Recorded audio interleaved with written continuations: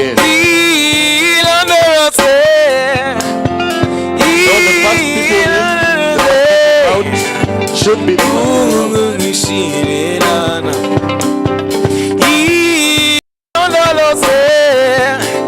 time is up for walking the steps. So you are either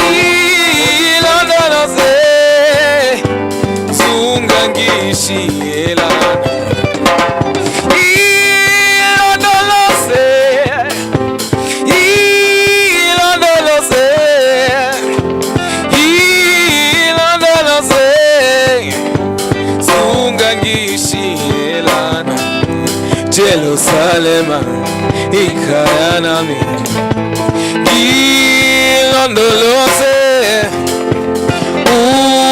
uhambenami. Time to come back now. Sungangishilana, Jerusalem, ikayanami, gilondolose, uhambenami. Sungangishilana, ilondolose.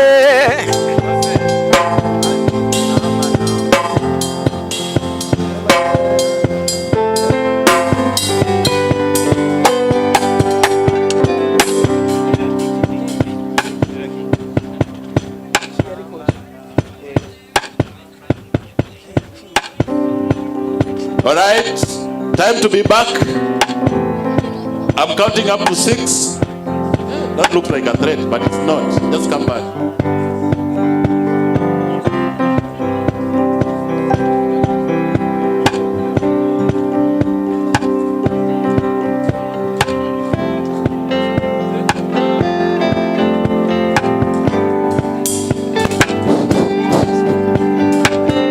Okay, we are going back now. Thank you very much.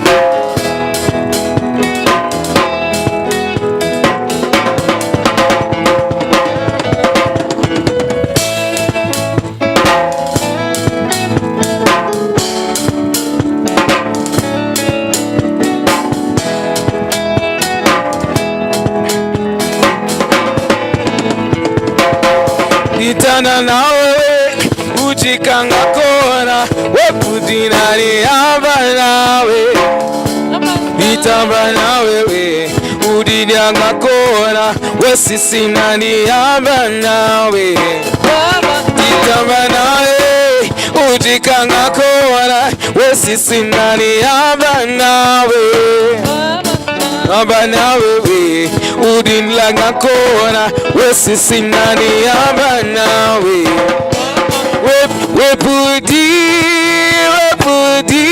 wepudi nani amba nawe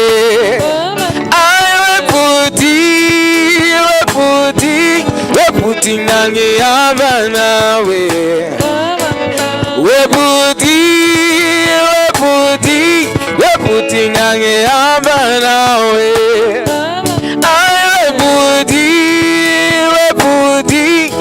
Utingane amba nawe Nitanga nawe Ujikanga kona Wesisinani amba nawe Nitanga nawe Ujikanga kona Wesisinani amba nawe Nitanga nawe usinge ngakora wasisi nani amba nawe ndikanga nawe usika ngakora wasisi nani amba nawe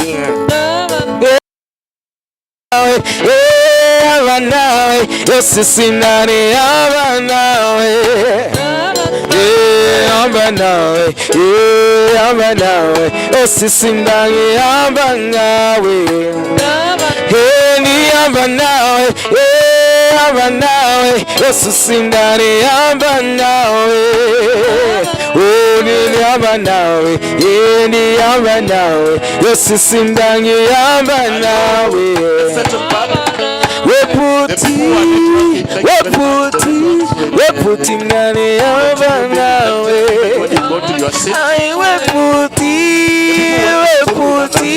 weputi ngani amba nawe weputi Thank you very much for taking your seats. The board, Vice Chair, sons, Executive Director, sons. I can see you right here.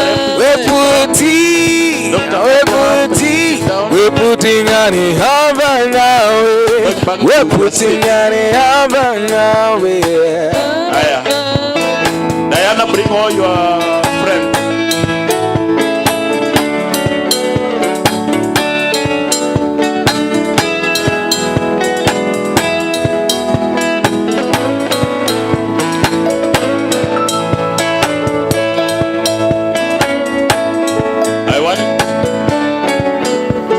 To thank you all for coming back. You realize that we made that slight change in the program so that we avoid going to the office at night. Because some of you would give the excuse that you went at night, you didn't see. So that's covered. Sonia, I didn't see people go up. What's up there? Is it part of the office? Yes. I figured the number was quite big and I didn't have a mic, so I kept on shouting. So I think I'll give a brief, but I can't see the room. I am only seeing 15 heads and we were more than 15. So as the rest come in, I will talk about the upper part of the room. Wale ambao hamjaona studio, tuko na studio. Kitaka podcast, we are ready. Come tuongee biashara. So the upper part of the office is where our ED's office, our executive office, director's office is. We also have a second office space for the programs team together with finance team. And that's up. Then we have our almost sort of a wellness where we have a balcony. Ukisikia the work is too much, you can get a breather. We have set up chairs for some time to get to relax. I think that gives the reason why we didn't go up. You didn't want us to experience wellness. Thank you very much. I must tell you that Diana is a pioneer wellness campaigner. Diana is a pioneer wellness campaigner. She was in the initial program that's run by Inuka for Wellness for Civil Society in, was it Dar es Salaam? Yes, there is. I'm not supposed to shout. Okay, I have not said that at all.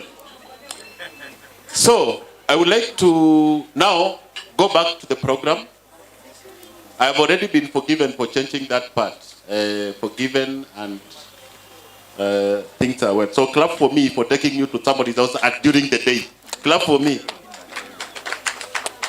Then now, there are people who TISA has worked for in this work of accountability over the years and who are here and who we would like to give 5 minutes. Sonia has got a Swiss-made electromagnetic chronometer which she's using to do countdown for 5 minutes. If you go beyond the 5th minute, Sonia will tell you. So I would like to ask the people that we work with, the people this work of accountability, and like the Vice Chair said, we are in a situation where accountability has metamorphosed. as we have to think carefully about what that means and what is that we do effectively, so that then we have impact. Because sometimes you see, even in the what we may call the communicative imperative, the government is deploying a lot of resources to communication. So if the government out-communicates you, then your voice is muzzled. So TISA is leading us in that innovative space. And as we go to it, let's hear a few people here speak. I would like to call Sarah Sankara, who is going to talk about the youth-led innovation, paving the way for transparent future. Sankara. Pigieni makofi Sankara bwana. Ni mtoto wa university. Okay. Thank you. There's no crime in education. Even the older persons still go to school. So even at my 50s, just feel proud to call me a student. Yes. Anyway, my name is Kennedy Ochieng. That is what is on my ID. Out here, I'm Kennedy Sankara. I do a lot of things. One of them, today they called me an official government critic. I'm not a government critic. I'm only calling out the government on what it needs to be told, not what it wants to hear. I'm a frequent guest on our local radio and TV stations. I do analyze the situation of the country as far as economic, politics, and governance. Above all, I'm a passionate friend to TISA because what they do, how do we say, for lack of a better word, we tango, like it flows in the blood. So I'm here to represent the face of the majority in this country. And as one of the TISA officials was talking, asking about the government, I want to confirm that we seated here, we are the government. Those you see outside there, those are our servants. It's only that at times they feel too entitled to an extent that they feel like we are the servants and they are the bosses. And like they say, the reality is that we are the bosses. So TISA, on a personal capacity, I've engaged with TISA on several occasions. I've even traveled on a return ticket from Kisumu and back just to attend a meeting where we are analyzing the debt situation in this country.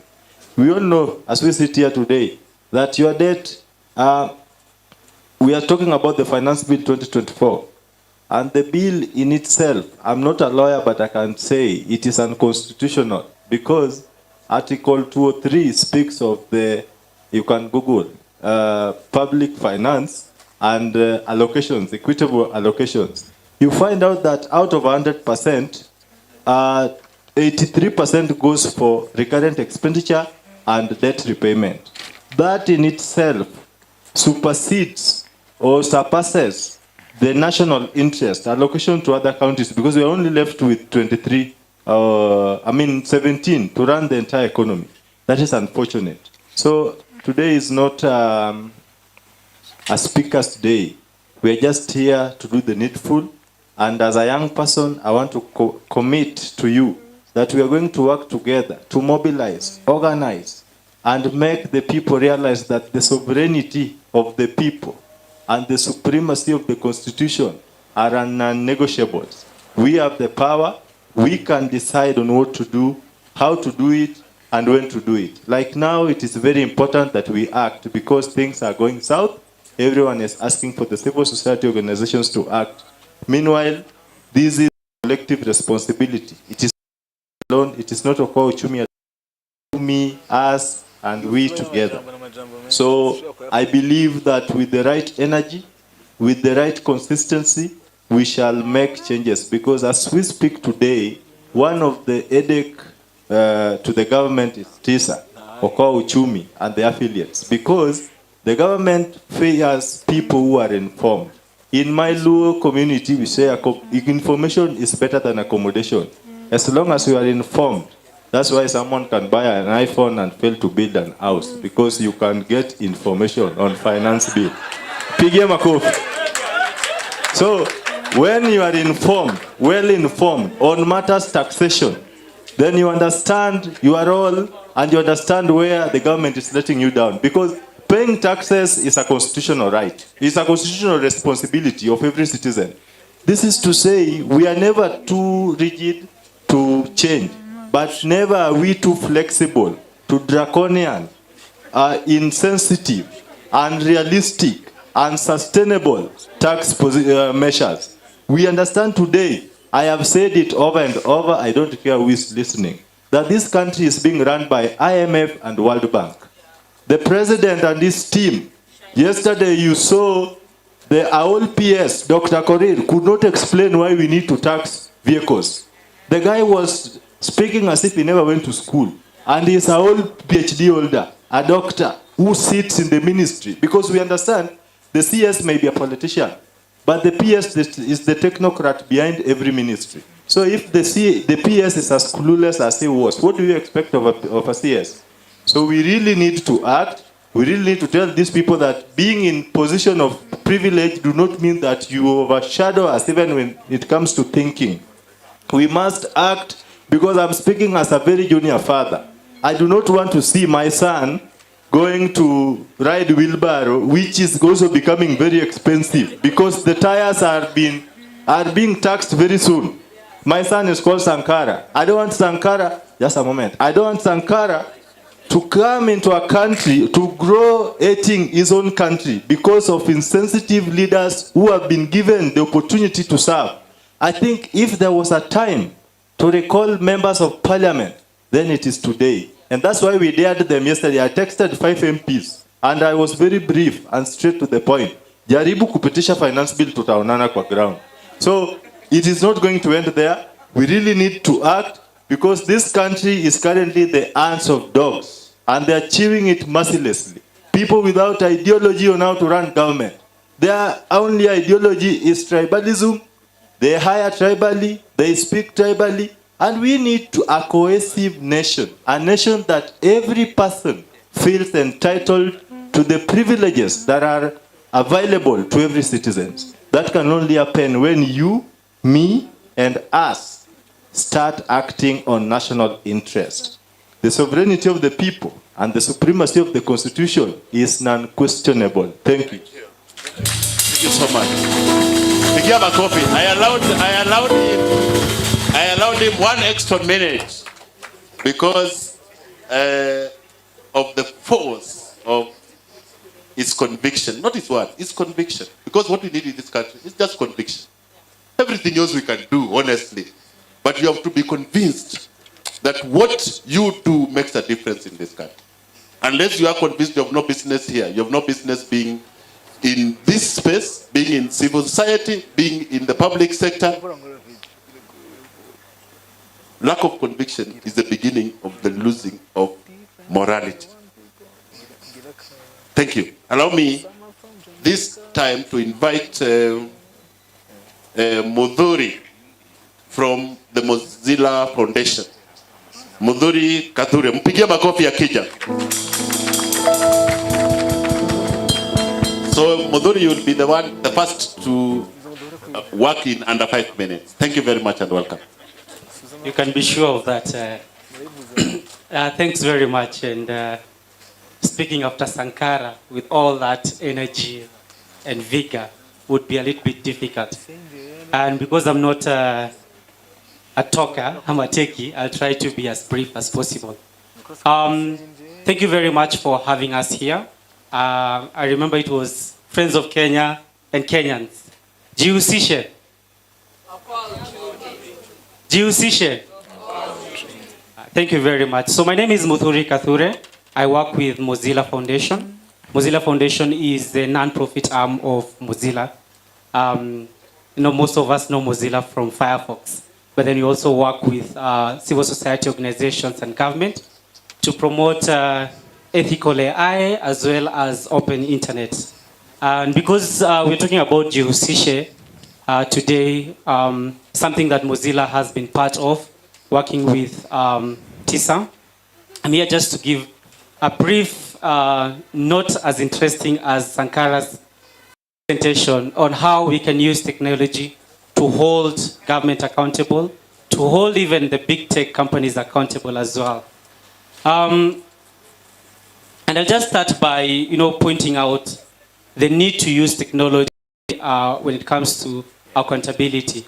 Oftentimes, I think before COVID-19, people who would go to on Twitter then, now X, or on Facebook and write things or call out governments used to be called keyboard warriors. You remember that name? And after COVID, when we realized there is power in using social media platforms to call out government, the name slowly died. And now we call them digital activists. That shows there is an opportunity in using tech when it comes to holding governments accountable. And it's also very interesting and very beautiful to see socioeconomic right activists using technology for this. In the past few years, we've seen, for example, gender justice activists coming online and using technology either to hold governments accountable, to hold the big tech companies accountable, because we're realizing that gender-based is not just offline. We started appreciating there are things like online gender-based violence. We started talking about revenge porn. We started talking about things like, what else do we talk about? Attack against women politicians, human rights defenders, and that took, happened. I'm happy that now the conversation is just not on civic and political rights, but moving to also socioeconomic rights.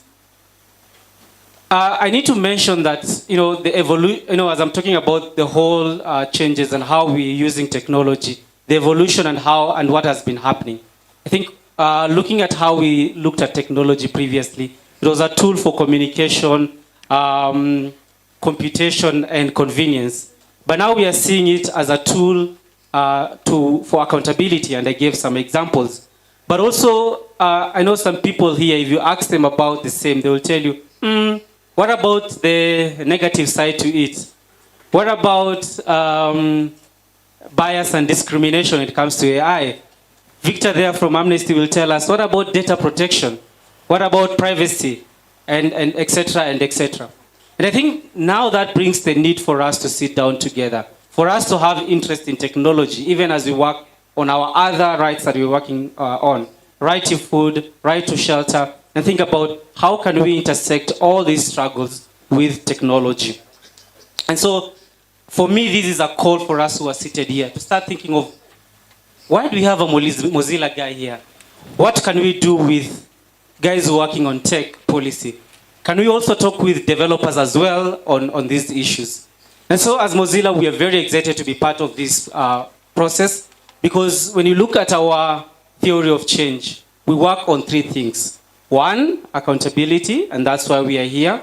And we, the way we do our advocacy, our programming, but also development of our products, we think about how this can be used for accountability. The second thing is empowering consumers. And there's a whole conversation of people who are consumers, people who are working on this socioeconomic rights being here, and feel like they very well fit within our theories. And finally, how we can use technology for good. I think one of the biggest things that we are discussing now is, what is tech for good? Can technology be used for good? There is always that fear that technology is going to do this, take away jobs, blah, blah, blah, blah. But then, can we take a step back and think, what can we do? And I think Jihusishe is one of the answers to that question. We can indeed use technology for good. Thank you very much and enjoy your evening. Hey, clap for him. You know Mozilla, ukifungua kompyuta unaiona. Kumbe kuna mtu hapa anakaa Mozilla. Hey bana. Diana, yani umeenda mpaka kwa teknoloji yenyewe. Huko ndani. Kabisa. Thank you very much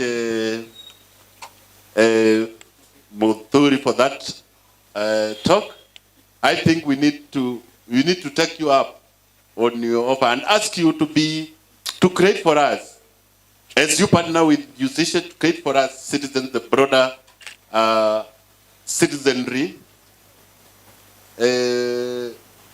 more apps, more, you know those things can flow to mtu akona mulika mwizi. That's the one that we want, which has got a Mozilla or a mulika mwizi. I don't know what it would be called, but you can think about that, because my creativity is not going there. All right. TISA does not just work here in these offices here. It goes all the way to markets, to pastoralists and all that. Lakini sasa tunataka mtu ambaye anafanya katika informal trading, the Gikomba market, akuja hapa atuambie hii watu hii kazi tunafanya namna gani. Kwa sababu let me tell you, civil society, the difference between us, the problem that we face is because we do not create connections, direct connections with people who do their work on the ground every time. My biggest criticism of the work that we do has been tumetafuta watu wanaitwa aje, gatekeepers. Lakini if you go direct to the people utapata, na that's where politicians beat us. Tunaongea na gatekeepers, wanaenda kuongea na the people, si ndio? So ili kumaliza gatekeeping, TISA goes to the market and works there with the market. Put your hands together to welcome Rose Atieno. Pigia Rose Atieno makofi. Rose.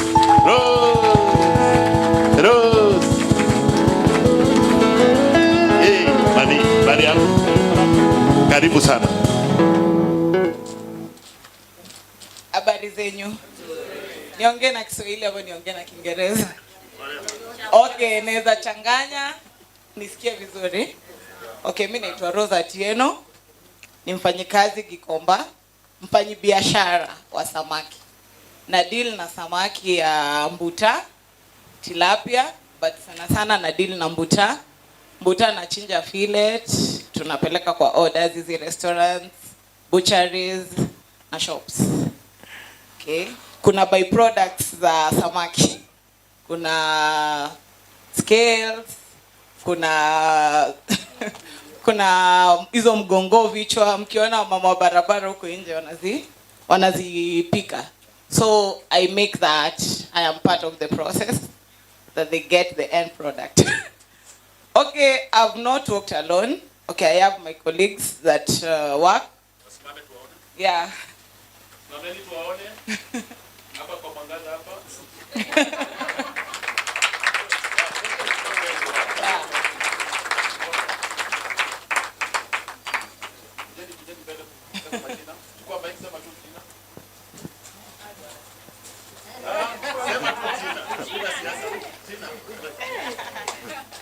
Hamjambo? Majina naitwa Anne Wangoi Karaoke. Mimi ni mfanyabiashara katika informal sector na diru na mituba. Na kimetulamba sana. Habari zenyu? Mimi naitwa Helen Jerry. Mimi ni mchuuzi. Thank you. Habari zenu? Mimi naitwa Gabriel Ochengulo. Nafanya kazi Gikomba. Nauza samaki. And I'm also the youth leader inside there. Good evening. My name's Bernard Abok. Mimi pia nafanya biashara ya samaki hapo Gikomba na City Market pia kidogo. Okay, asanteni. Ben anafanya biashara ya samaki na anafanya pia ya nyama. Ana deal na nyama, ana deal na fillets za nyama, all parts of the meat. Sema ya ng'ombe. Okay, mimi nashukuru TISA. Nimekuwa na TISA for like 2 to 3 years. Tukianza na TISA, tulianza na a lady called Joan, and she was so good to us. Kabla to meet Diana. We used to raise our concerns that we were going through at the market. Gikomba sisi tuna deal na askaris. Kuna time tuliletewa KRA wakaanza kututembelea kwa kila mtu. Tunataka tulipe ushuru. Lakini sana tuna deal na kanjo. Kanjo, they are very merciless and they are a bit human. For me, that's how I can say it.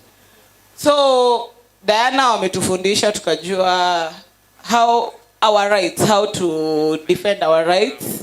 Sisi kama traders, we are also taxpayers. Amefanya tujue when to raise our voices when the government is on our neck, and most of the times TISA has come to our aid. Tulikuwa na issue kama ya soko tulikuwa tulikuwa na vita ya machairman. If you've ever heard of a trader mwenye anafanya kwa soko, kuna shida na machairman. Chairman ndio cartels wenye sisi tuna deal nao sokoni, na hao cartels wana deal na wakubwa wa city hall, so unapata unakosa sauti. Lakini TISA imetupea sauti. TISA imetusaidia, tukaenda kotini, tukashtaki, kesi iko kotini. Tumekuwa wametupea mpaka lawyer wakatusimamia. So far so good. I am very thankful to you, Diana. TISA there was an incident that tuseme city askaris walikuwa na mishandle wanawake. Mimi kama mwanamke, sawa, mimi siwezi sema nimekuwa mishandle sana juu niko na mdomo. Lakini kuna wamama wenye hawana mdomo. We used to have askaris who used to beat women. They don't want them to trade here. They don't want them to trade there. So we raised the concerns and TISA came to our aid. So as human rights activists, they helped the women get justice. The askari who was involved, sawa, he was not terminated from his job, but alitolewa hapo. So it was peace for us at the market. I give TISA the credit. Okay, mimi pia kama naweza sema TISA imenifanya nikajua okoa uchumi campaign ni nini. Hizi mafundisho TISA imekuwa ikitupea kama traders. Nikienda sokoni, kitu ikifanyika, I know, okay, this is a problem. This is how I'm going to handle it. Juu hata polisi anaogopa ukijisimamia. Ukimkumbusha, ukimwambia I know this is my right and this is not how it is supposed to be happening, they go slow on you. Then wanakuona kama activist, which is good for me. So I am an activist for the traders at the market, the fish department. Okay, we have so many others who we are with them in this journey, who are not part of this today, but we are very happy that nyinyi huunga TISA mkono kutusupport. Na tunaomba muendelee kutushikilia. Tuko na shida mingi kama traders. Tuko na taxes mingi tunalipa kama traders kushinda hata wenye wameandikwa. So tunataka bado tutembee na TISA. TISA watupeleke penye nafaa, kwa sababu kuna TISA inasikizwa na serikali. Serikali inaiogopa kidogo. So tukisema tunataka tupunguziwe hizi taxes, kuna zenye tumepunguziwa juu yao. Lakini tunaomba, tuko na zile zenye zinatufinya saa hii, na hii serikali venye imetuletea. Kwanza hii mwaka tumeintroducewa a lot of permits zenye tunafaa tulipe. We used to pay 1, but now we have to pay 7. So yeah, we have to pay 7 for the fish. That is for us fish traders. Ya mtumba yao ni waspier than us. So tungetaka TISA waendelee kukua na sisi kwa hii njia. Na nyinyi pia, if anyone can come on board, we will be happy to engage. Thank you so much. Rose, mimi sijakula samaki bwana hii mwaka bwana. Nikuje tuongee. Alafu kuna mama ambaye unafanya kwa mtumba, ulisema unaitwa Ana, kuna wada alisema hapa huko, and Rose has repeated it. Wao shida yao ni kubwa kuliko ya watu wa samaki. Si ndio? Ukasema nimekukatiza, lakini ni kwa sababu ya time. Lakini ukweli ni kwamba TISA has got that information, and we are working with them. We'll see how that goes. And one of the things, guys, that you do when you work with people, when you work with people, kama unafanya kazi na Rosa Tieno, alafu unatoka hapa unaenda kununua samaki kwa fridge huko kwa supermarket, shame on you. Sindio? Wewe ushindwe. We promote each other in every way. If we work together, na unaona mimi niko na kadogo ya nguo hapo ya kando, kwa sababu hii ingine Zakayo ameiba yote na nguo nauza hapo nunua. Sindio? That is how we will work together effectively and support each other through such initiatives. Congratulations, TISA.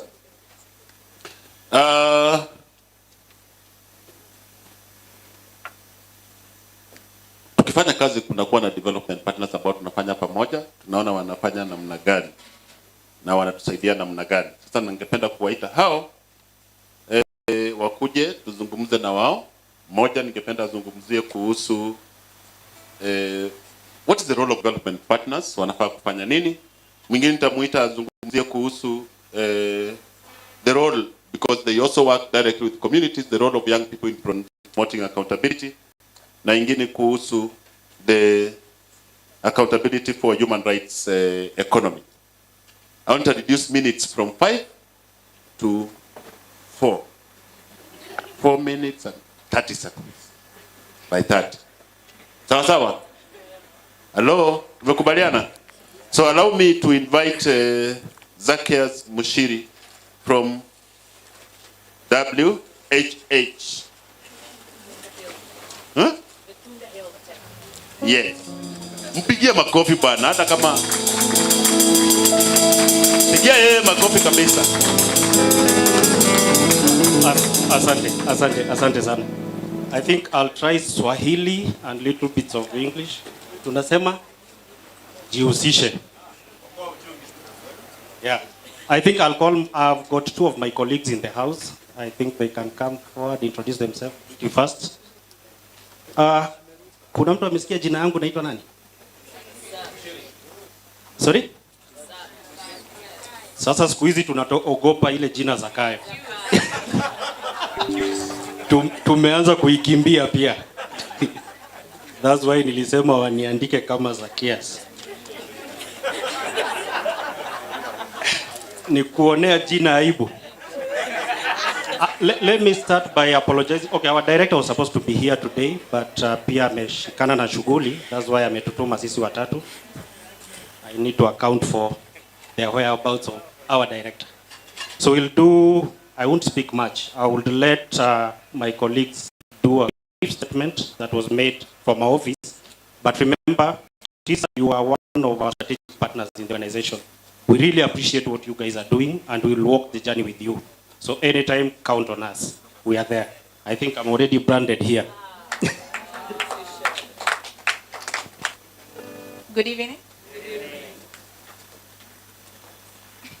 My name is Lorena Akinyi Kajwang. I work with WHH. I'm a program officer. And as Zacchaeus has mentioned, we are representing our country director who could not make it here today, but he has sent us. As development partners, there's so much that we can do, but it takes the role of this civil society to come and actually push the agenda further and to reach the people, because from where we sit, it is hard for us to reach like Kinameri and go into Gikomba and do what needs to be done, but we can actually bring funds and you get to the tail end of the process. So we appreciate you, and we appreciate the good work that you've done here today. We are so proud of the work that you've seen. This is a milestone. And as WHH, we are very proud of TISA today. Jihusishe? Excellent. My name is Stella Kimani. We are a friend of TISA. I'm the Nutrition and Advocacy Coordinator for Beltunga Health Kenya, but I also lead the right to food work. So I don't want to say much because much of what should have been said has been said by the people who are actually living the experiences. And for me, when it comes to right to food work, we take seriously the role of national organizations. And today we had, today and yesterday, we had a meeting with the Alliance 2015. It's a network of 7 international organizations. And one thing that was very clear is that it's not our mandate to lead what is being discussed today. It's the work of the national organizations. So what I can say is that we are the work you do. We're happy to fuel the engine, make sure it continues to move.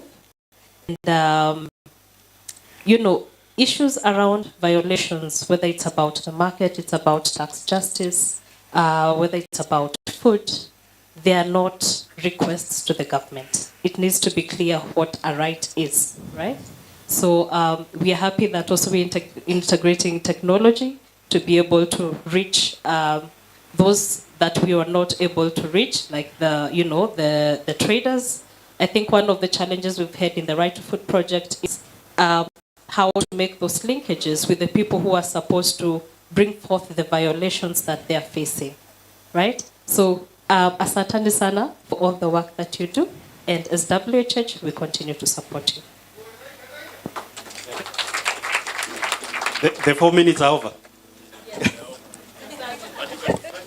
Yeah, basically, I think my colleagues have said it all, but within the organization, and I think in most of the INGO, there is what they call the journey to self-reliance, localization that we are spearheading at our level.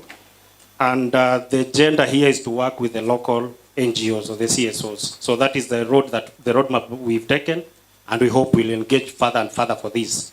It's about being accountable and also holding us accountable for the resources that we have and how we channel them to the CSOs.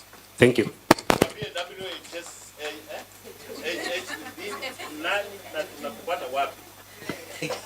I think Diana knows most of those details, but we are, it's an INGO located Riverside. What else? We work around issues to do with livelihood, nutrition, food security, I've mentioned nutrition, and currently we are trying to mainstream advocacy in all our working. Thank you. Thank you. She has said it all. But musinite Zakayo sasa.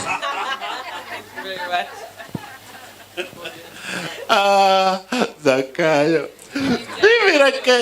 Let me tell you, if I was named, wazazi saa ingine wanakosea watoto, si ndio?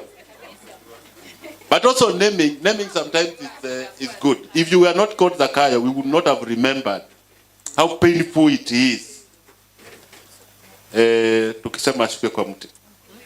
I will reduce the time further for the friends that are coming. Social accountability in Kenya. No. The role of young people in promoting transparency and accountability. So I'll give you. You said it very well. I didn't get your name. Huh? Stella. And she said it so well. It's about the real people who are doing the real work, talking about the real issues that they are going through, so that then we can be able to think together and see how we mitigate them. Sindio? Kwa hivyo nikireduce time hapo, niko right kidogo. Bwana we, Bladina, Ijenya Bobson, uko wapi? Bladina, I know.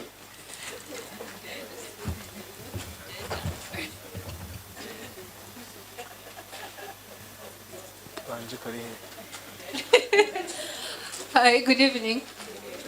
I was just telling him he just murdered my name. My name is Blandina Bobson. I'm the Director of Programs for Oxfam in Kenya. And I guess I share the same issues with Zakayo because they always get the name wrong. And it shouldn't, don't be fooled by the name. Mimi in Kenya. So I work for Oxfam and I'm the Director of Programs, and the work that we do basically is on governance and accountability, natural resources, gender justice and women's rights, and humanitarian system strengthening. But today I'm here because of our governance and accountability work. In 2015, we used to do direct service delivery up until 2015, and then in 2015 we changed our strategy. And the idea was to give the power to the citizens. So our mission is a transformed Kenyan society that challenges poverty and inequality to claim their rights. And this is because we realize that the government doesn't listen to INGOs. We will make all the noise that we want, but they will just be like, and then when the worst comes to the worst, they just deregister you and you have to go back to where your organization is registered. So that's why we decided also to localize. We decided to work with national and local organizations. And what we do, we are just at the background providing, technical and financial support. And that's why you would not see Oxfam at the forefront in most of these things, but we usually give support from the back. And so just in relation to that mission, is that 80% of the population is basically Kenyan. So when we say society, is literally the majority of the youth who don't want anything to do with governance and accountability issues. They think this is a thing for the old people. They don't want to be involved. And it's because of that then where we started asking ourselves, what can we do to actually reach to these young people? What is it that, where are they located? How do we make these governance and accountability conversations enticing for them to be able to participate and take part? So I'm told to speak about the role of the youth in this, transparency and accountability. And one of the key things that came into mind was that they have no option but to participate. When you make 80% of the population, it will get to a point in Ekitawaramba too, and they will have to, they will have to take part, they will have to get involved. As people will have fizzled out, we will just be watching, but all the impact of the decisions that are being made now will basically be, impacting on them. So they will have no option but to do that. That is one thing. The second thing is on the fact that it's also the democratic right, to participate in governance processes. So the apathy that we're experiencing right now and, this passive participation, it doesn't make sense. And so a key thing, or one of the things that they can do is around leveraging on technology. So the podcast you just saw there is one of those innovations that we decided, let's try it out, Maybe they will come, maybe they will be excited. They're always on their phones, TikToking and, doing all these things. Maybe they can use that kind of technology to disseminate information, to learn, to talk about their issues and reach their peers. Some of us are not, probably don't listen to podcasts, but I'm sure most of them are in those spaces. And that's the only way to also, get them into those spaces. And the leveraging on technology, I think we all saw during the COVID times. I was in school that time and all the lecturers were trying to connect online. And they couldn't. You spend 30 minutes, and I say, just a minute, I'm trying to connect. And when they do, it would be their nose, the screen facing up and all you can see is the nose before they adjust and everything. And that tells you how bad old people are with technology. But the youth are technologically savvy, and they can be able to take this country to the next step. I have seen how, the same conversations we are having on where to find them. This is where everyone is trying to figure out, where can we find them? And it's in the digital spaces. And I believe if they're able to mobilize and organize, they literally can even shift the government systems and structures to digitize and not the things that we see right now. And I think with more digitization, the more accountable it is, the more transparency it is in how we do our things. And then lastly, is for them to be, responsible and, responsible citizens and law-abiding citizens. And I talk about this also in line with, the corruption that we're experiencing in the country. And most of the times we usually say, everyone is doing it, so why shouldn't I do it? But the minute I give money or bribe to be able to access a service, just imagine all of us doing that. It will never end. It has to start somewhere. And it will be, maybe and everyone else just not paying these bribes to just completely stop this. But of course it is the youth that are the majority and they need to be able to take this step. And then lastly, nimemaliza. Lastly, it's just, I was just thinking, some of the things that are happening. I've seen organizations hold hackathons. I've seen organizations hold, we have a gender cafe that we hold. Why can't the youth think along those lines? Have a hackathon, think about solutions and prototypes that can be modeled into solutions that, can facilitate transparency and accountability. I would be happy to fund Transparency Cafe, where we come and talk about all these issues and, the challenges we're experiencing.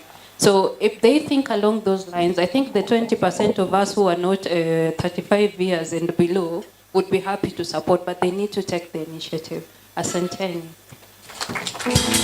Umepewa through pass. Sasa ni wewe na goal. Hii kitu kingine ni nini? Ukiwa pewa through pass, mpira wewe mpira na goal. Si ndio? Haya. Tuko tayari. KCU 573Q. Kuna mtu umefungia anataka kuondoka. Tuko tayari? Tusikize vijana wale wa zamani kidogo walisema namna gani. Haya. Yes, I am the Demetrio from Modhuru, and my big question is, kitu gani hii? Naamka asubuhi, double rationing. Hakuna maji, hakuna chitima. Barabara imekuwa sio lami, ni shamba. Nothing is no longer working. Nataka kulipa biro ya simu, accountant yuko lunch break until prompted otherwise. You know I tend to what? I cannot believe it. Polisi, kitu kidogo. Mtu ya simu, kitu kidogo. Hizi tikajo watu, kitu kidogo. Shifo, kitu kikubwa. Mokola anataka kitu yote. What am I supposed to do? Kitu gani hii?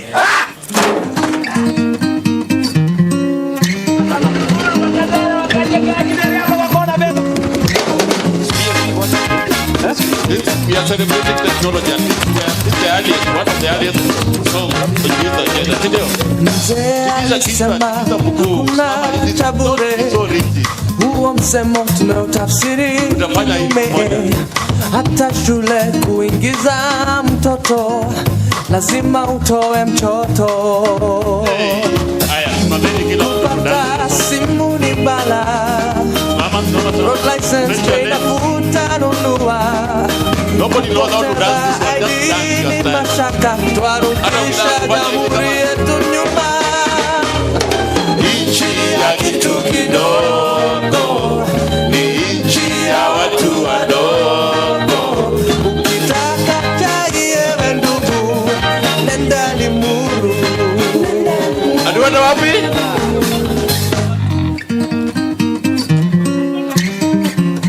Ongeza sauti bwana. Hata nyumbani ukipatwa na majambazi, kupiga 99 masema sisi hatuna gari. Lete kando ya petroli, saidia utumishi. Mahakamani hela ndiyo haki, kwa elfu tate mshtakiwa ndiwe mshtaki. Utajiri huwa ushahidi, warudisha jamhuri yetu nyuma. Jamani, nchi ya kitu kidogo, nchi ya watu wadogo. Kitaka soda ewe inspector, burudika na Fanta. Nchi ya kitu kidogo, nchi ya watu wadogo. Kitaka chai ewe mama, nunua ketema.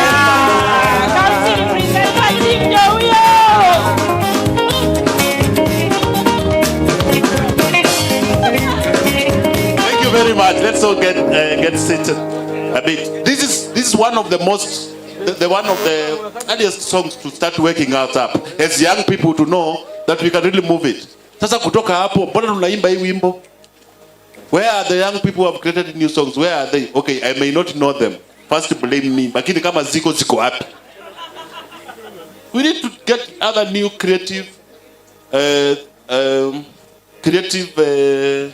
pieces that really awaken us, that mobilize us, that bring us together as a country, because we have to fight. There is no other option except to fight. Sindio? Haya. I need to call 3 other people to greet us and speak for 2 minutes each, very briefly. Kwa sababu ninataka kumuita bwana ako hapa atuzungumzie kidogo. Lakini hao watu watatu nitawaita hapa. You said that I murdered your name, but anyway, I'm sorry. So, I want to murder another one. Jan Divorce. Yeah?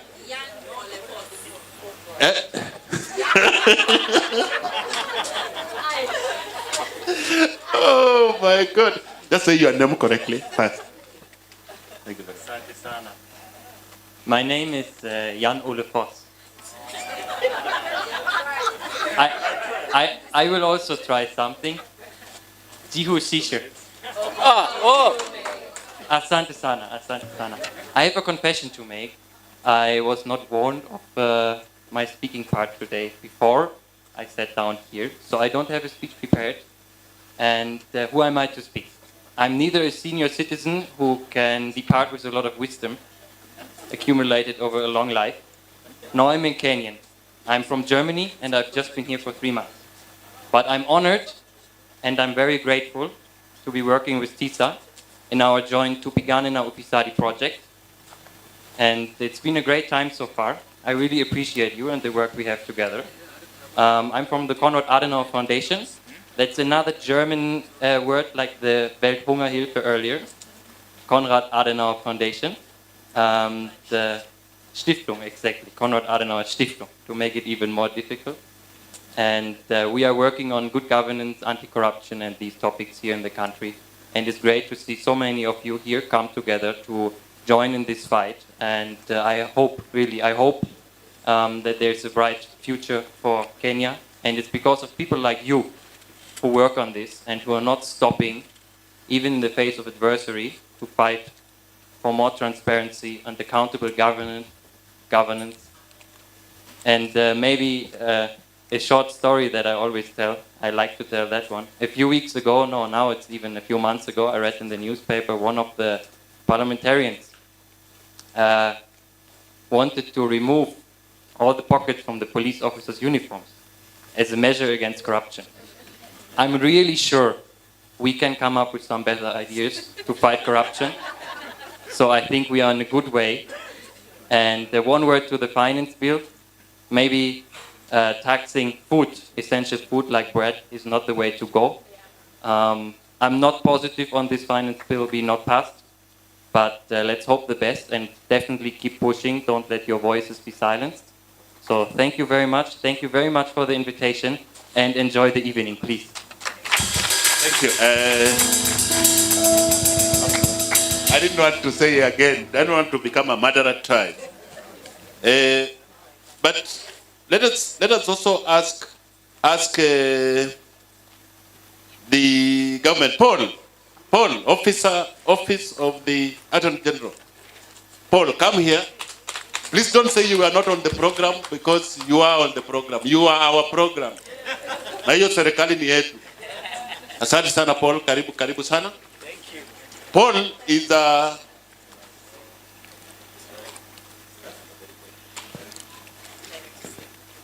the director in the office of the auditor general, and mfanyikazi wa hesabu mkubwa wa serikali. Thank you. Karibu. Asante, tumpigie makofi. Good evening. Good evening again. Good. My name is Paul Muduri. I am the team leader for the directorate called Citizens Accountability Audit under the Office of Auditor General. We are happy to be here because we partner with TISA and other groups in terms of ensuring there is accountability.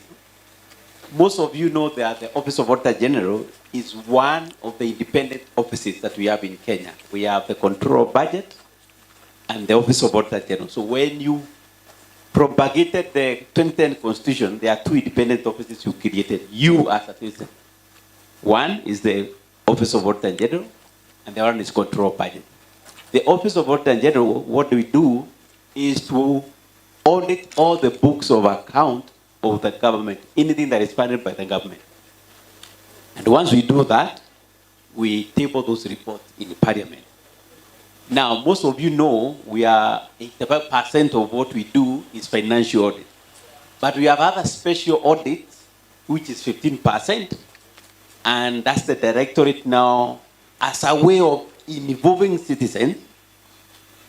The Office of Auditor General created a directorate called Citizen Accountability Audit. What we do, when we go to audit in the field, we involve citizens in ensuring there is accountability. If we go to the CDF, for example, we not only look at the books of account and the financial statement, we want to hear what the citizens are saying in that CDF. If it's a project, construction, or road construction, we confirm with the citizens whether that road has benefited them.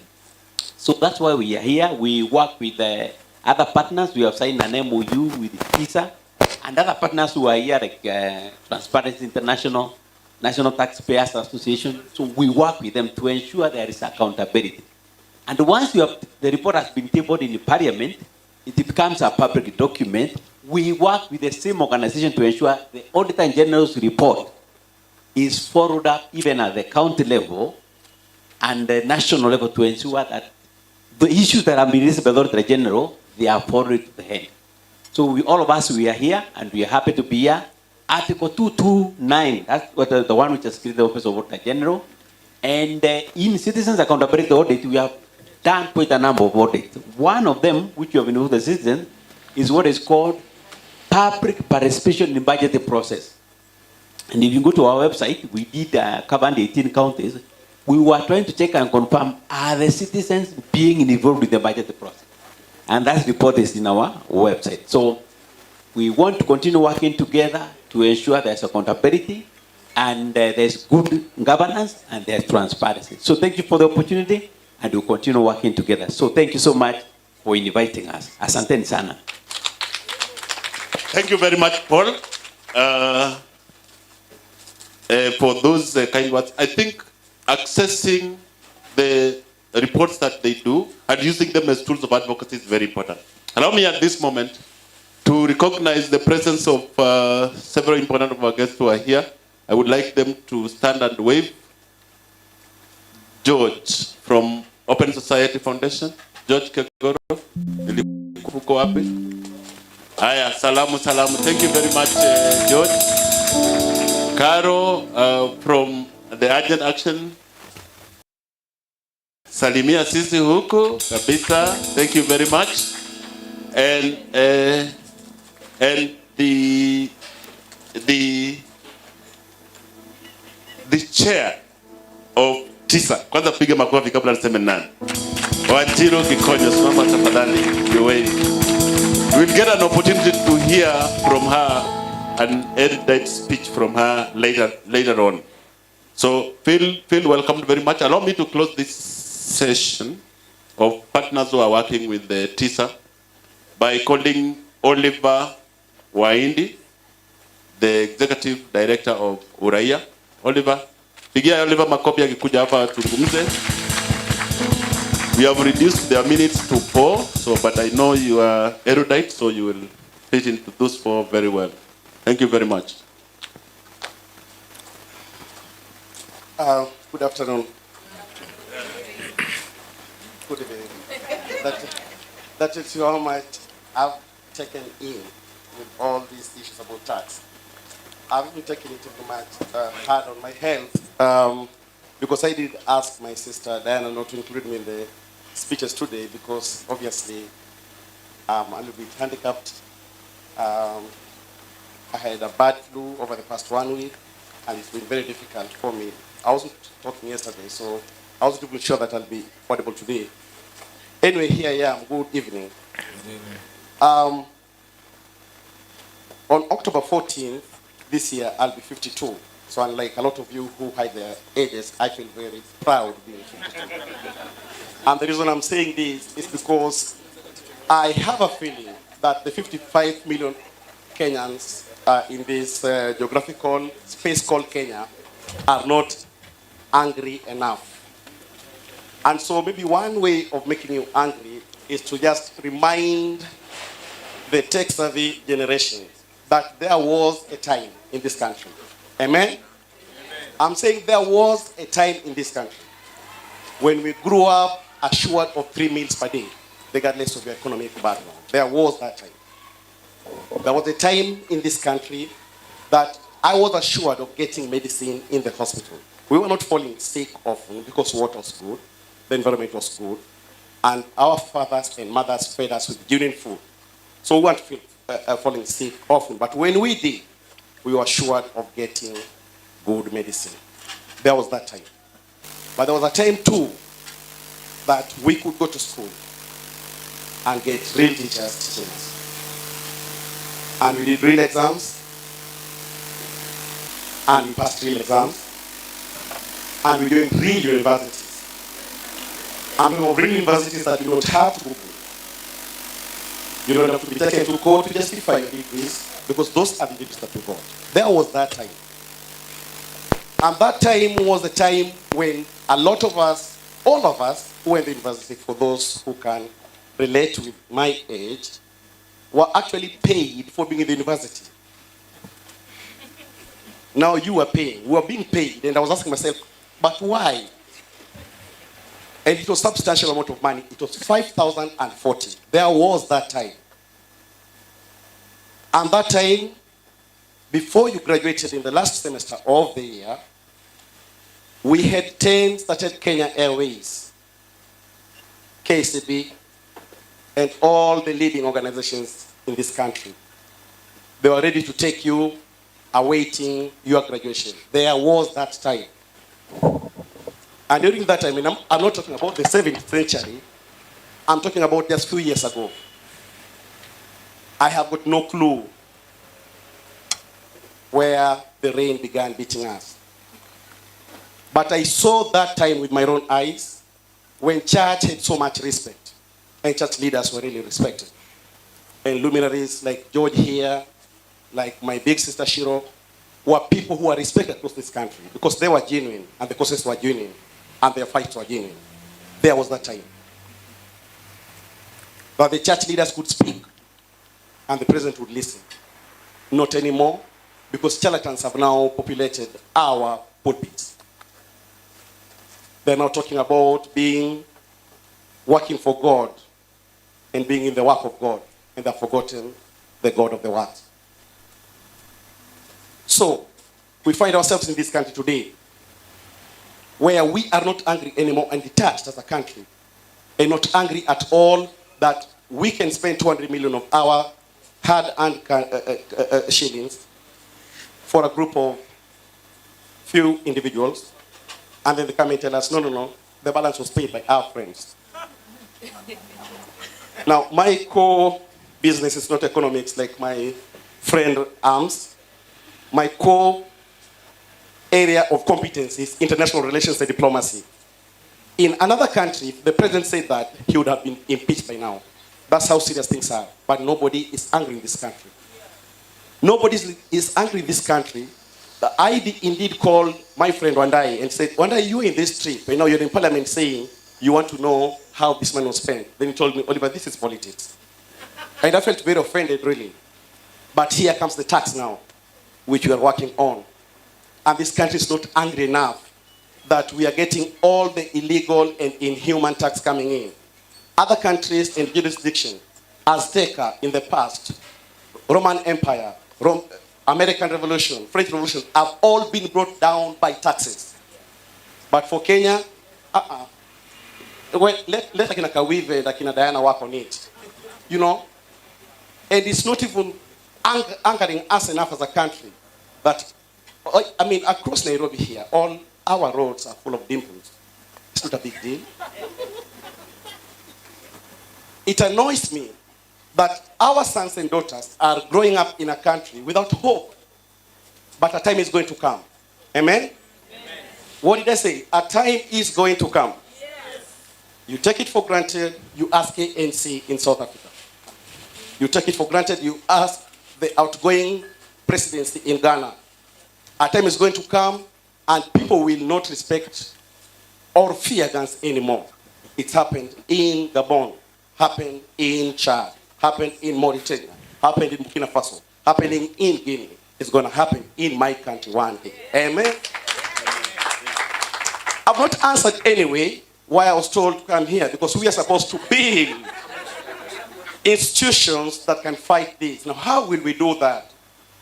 First is appreciate the fact that when I was growing up, we didn't have a vacuum in people who are holding the government accountable. The enjoyers of this world, the Kulus of this world, even the Islamic leaders of them were revered, respected, and feared by the government. And then came the later day preachers who were buffeting on pizza and telling everybody else to die, and we've got 458 deaths. It's not a big deal for this country, you know. Now there is a space, there is a gap, there is a vacuum where only CSOs can fill. And that's why we come in. And that's why, Diana, you called me yesterday twice. It's Oliver, you have to come and say, what is it that we can't do so that the government is held accountable? Because nobody else is holding it accountable. We thought it was Baba. Baba came with a box, he's been told, oh, you'll be going to Addis Ababa. I know he won't make it, and if you didn't know, please just take it. So who is holding our government accountable? We thought it would be the church. The Pentecostals went on anointing the State House until they could anoint no more. And yesterday one of them called me and I said, no, keep on praying because the churches, the prayers that have been answered. No, you've not heard me. I'm just saying that this space has to be filled by us. And how do we have to do that? We have to do that by going back to the 2000 when our CSOs were CSOs. When we were doing the real thing. Doing real solutions to real problems.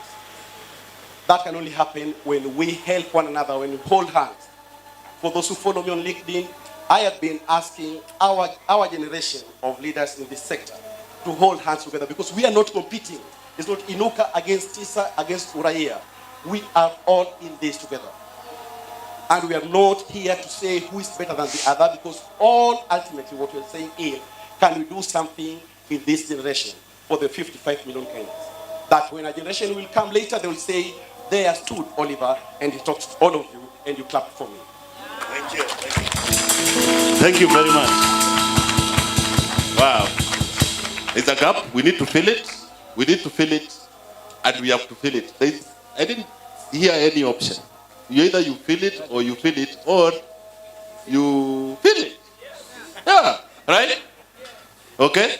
All right. That is the best summary that we can get. Thank you very much, Oliver. Tisa anthem. Tisa, you have an anthem, sindio?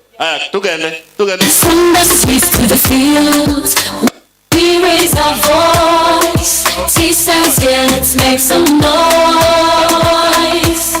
Our rights we claim, our power we know. Together we rise, together we grow. Change, the future's bright. Holding leaders to the light. Tisa's vision clear and bold.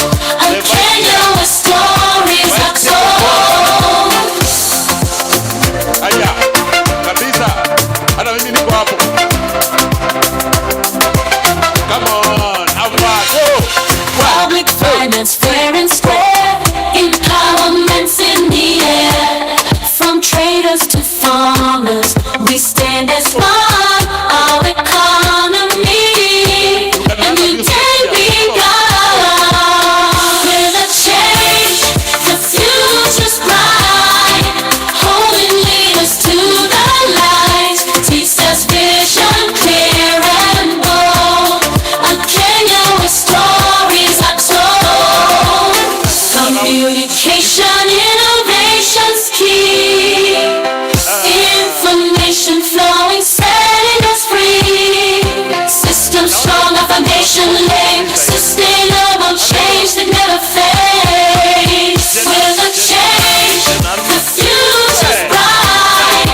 Holding leaders to the light. Tisa's vision clear and bold.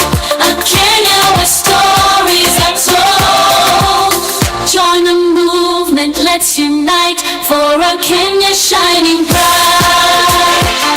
Jesus with you side by side. Empowered.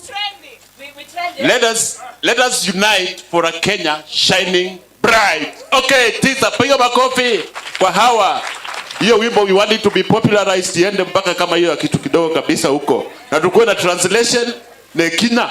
Unajua Kenya a dance step. Unaona kama vile kuna dance step nyingine hapa. No, this is serious. Do you know what that song that was saying inaitwa nini ile ilikuja kukimbia hivi alafu unaenda hivi. Ya South Africa. Jerusalema. Unajua Jerusalema ndiko inamaanisha nini?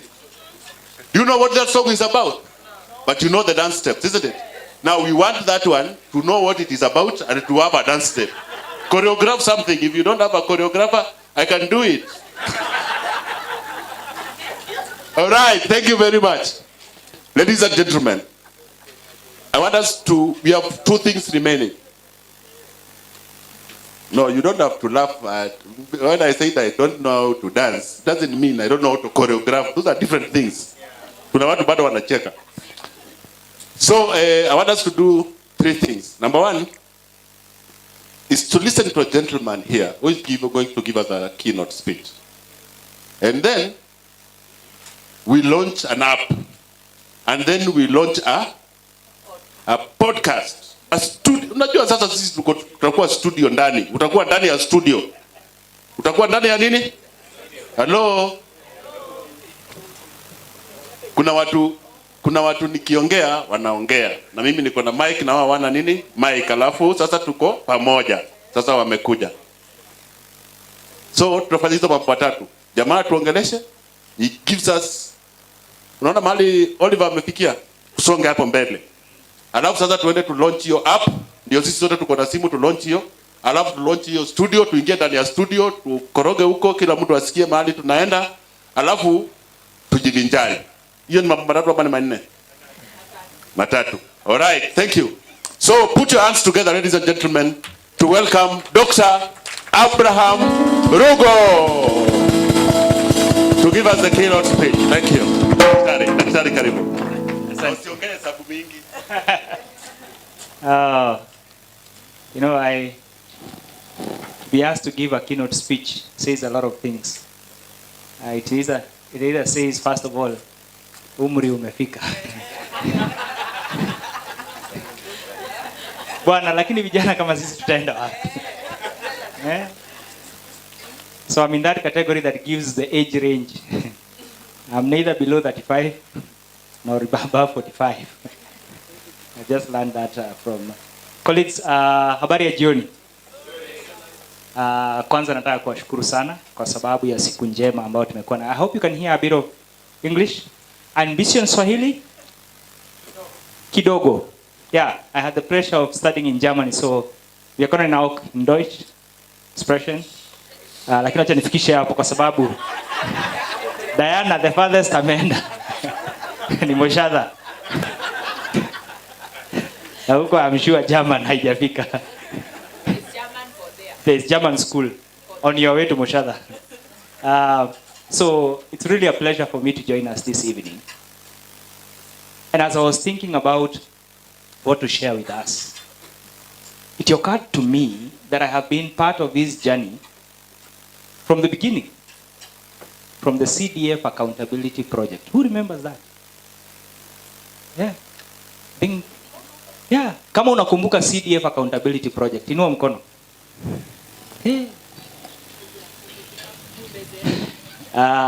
Sorry, inua mkono kama unakumbuka CDF Accountability Project. Tafadhali tukitoka hapa, tukutane kwa ofisi ya chief, tupeane namba zetu. Tuanze kupata malipo ya uzee. That is the only way you can be rewarded because you're a legend. True, CDF Accountability Project, 2007, 2008. I hosted actually at Osia, them days, when Shiro was a younger lady. Yeah, much young. Now she's still very young. Ndio bado anaongezeka, you know. That's really some time back. And just to imagine how Kenya has transformed. You know, sometimes, let me start on the positive side, because I've had a very interesting week. But yesterday between 9:15 and 9:45 was the final nail on the coffin of my depression. If you don't know what happened yesterday between 9:15 and 9:45, please go and watch Citizen News. Na ujiulize wewe ni Mkenya wa nchi gani? It was embarrassing. But let me start on the positive side. There was a time when you listened to the speech that was read yesterday. And before then, you didn't know any single thing of what the budget would entail, of what the finance bill would entail. And as soon as he finished speaking, and one time George Saitoti was the Minister of Finance, he read the speech for 4 hours. But it's after that you ran to the government printer across Parliament, Haile Selassie, and you bought 5 books. The estimates of recurrent, 2-3 of them, and estimates of development, about 2 of them. Thousands of pages. Then for the poor souls like us, I was at the Institute of Economic Affairs, we went and we typed those numbers. Never mind the translation error. And there was another gentleman called Mwalimu Mati, who once found an error after typing all those numbers. And they said it was just a typing error. It was in millions, actually. To a time when, before all that was being said yesterday, which was very ceremonial, almost a ceremonial in a marketplace, because I had the pleasure of being there yesterday, and there was nobody who was caring what was going on. Only the CS was speaking. Members were just talking, giving stories to each other, crisscrossing parliament floor. Gallery was half empty. Nobody almost. But to the point where, right now on your cell phones, you can download every last budget document, including the debt register, which we want it to be better off. So guys, we have made progress in certain aspects. I mean, we wake up on Wednesday morning, and I don't know who told Kenyans to collect phone numbers. All I remember is saying that people need to call their members of parliament. That part I remember saying, sorry. Then people have just been calling everybody. And everybody, some people are receiving 3,000 messages. I wish they can receive 10,000. Even 1 million. To a point where, back to a time when budgets, nobody knew what budgets are all about. Today, even the person who has no idea what's going on knows that they are budgets. And therefore, what am I saying? That the next frontier is not about so much access to information. It is about now demanding that we build a country that is better for ourselves. Back in the days, I used to say, when I grow up,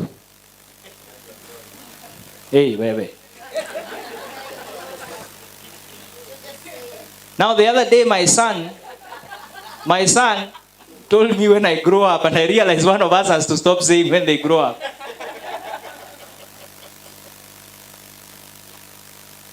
But when I grow up, I want to see a different country. When I grow up, I want to see better services.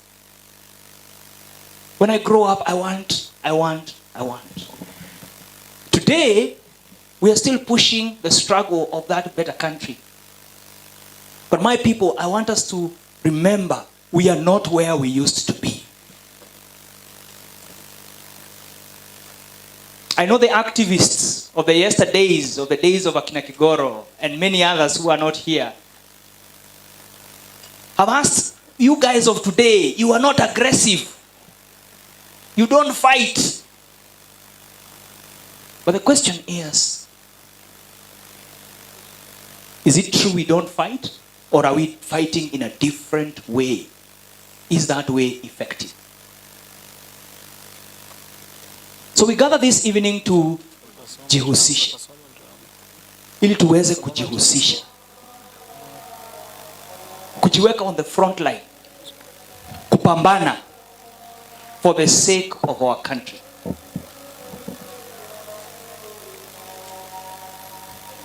On 17th of July 2017, I left the city of Potsdam, where I was studying, to come back to Kenya, in Germany. But there's a question a Kenyan asked me the Sunday before. He asked me, mbona unarudi Kenya? You have a chance to live abroad. Why are you going back to Kenya? And I know some of you are asking, why am I still in Kenya? I would ask how many of you have applied for green cards, including today morning. Or blue card. The German one is a blue card. Or how many of you, the only prayer point is, God, deliver me from this country. Niende majuu.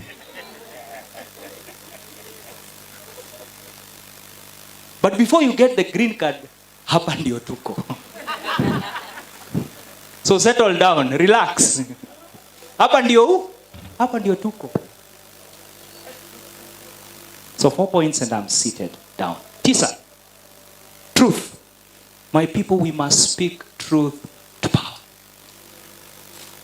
We must tell the king he's naked. I know we have become very accustomed to not speaking the truth when we have an opportunity. Because when you speak truth, when some of us say, you guys, we are borrowing from a Shylock. I won't say who said that. I was not even present when they said it. We must say truth to power.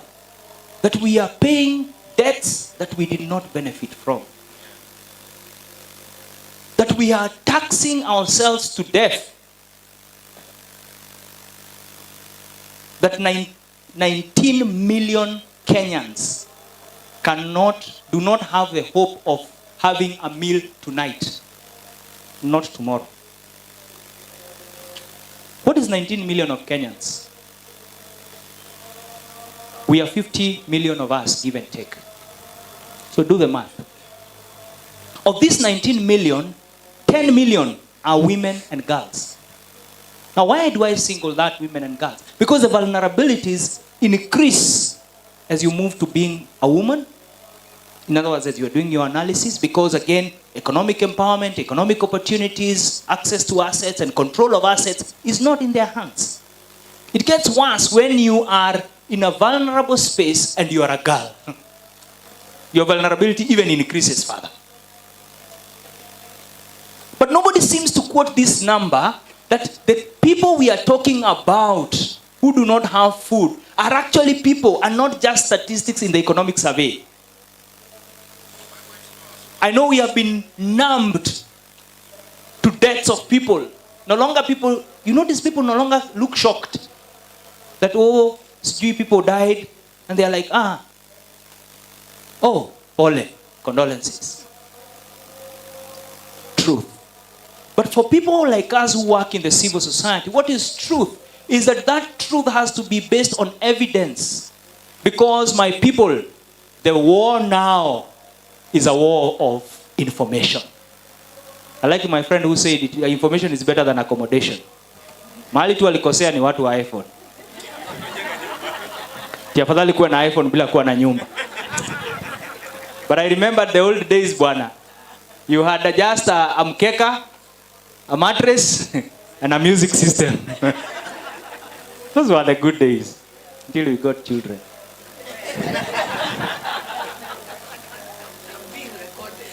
I know it's being recorded. At least I avoided the part until we married. Which is also being recorded.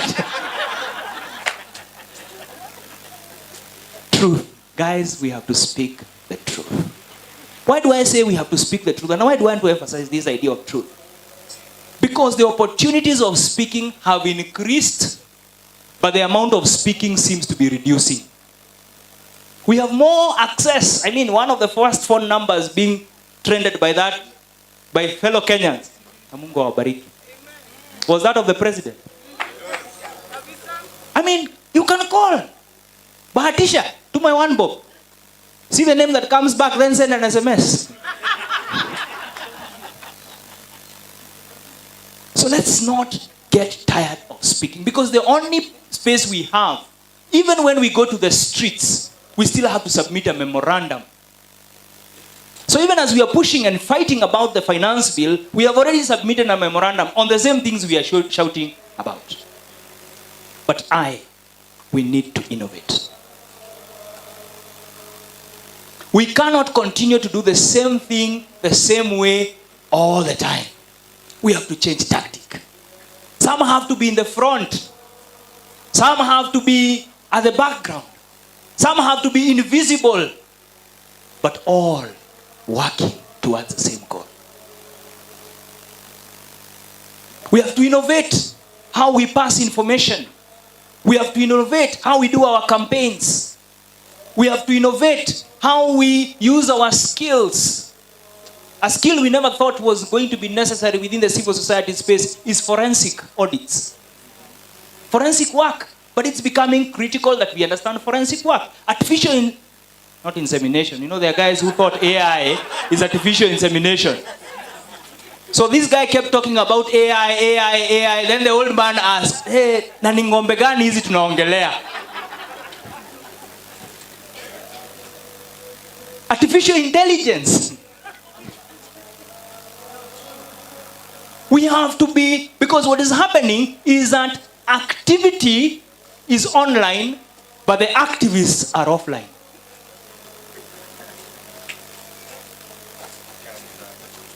We have to be online. We have to be pushing. So we have to innovate. We have to think differently. We have to act differently. The mean age in Kenya is 19 years old.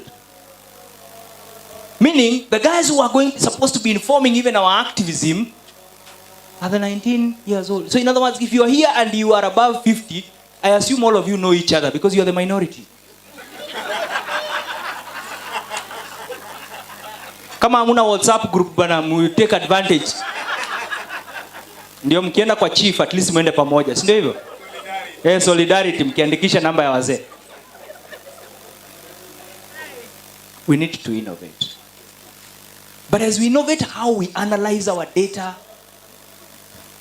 as we innovate how we transmit that data, the day of long documents, that is a time, you know, we do them, but they are time in the past, infographics and everything else that we do. Thinking about perhaps normal channels, child activism, or other activism led by children. We now have the children parliaments. We now have, you know, the children devolution conference, for instance. You know, all these things. Taking advantage of that. Yes. If there was a time we needed to support each other, more is now. And Oliver has spoken about it. The days for lone rangers cannot work. Because loners, it's a lone sheep that gets eaten. So I hear. I've never been a shepherd, but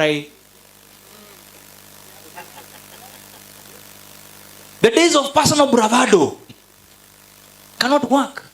Because if you're trying to push by yourself alone, there's a battalion of 10 bloggers that is operating on the other side.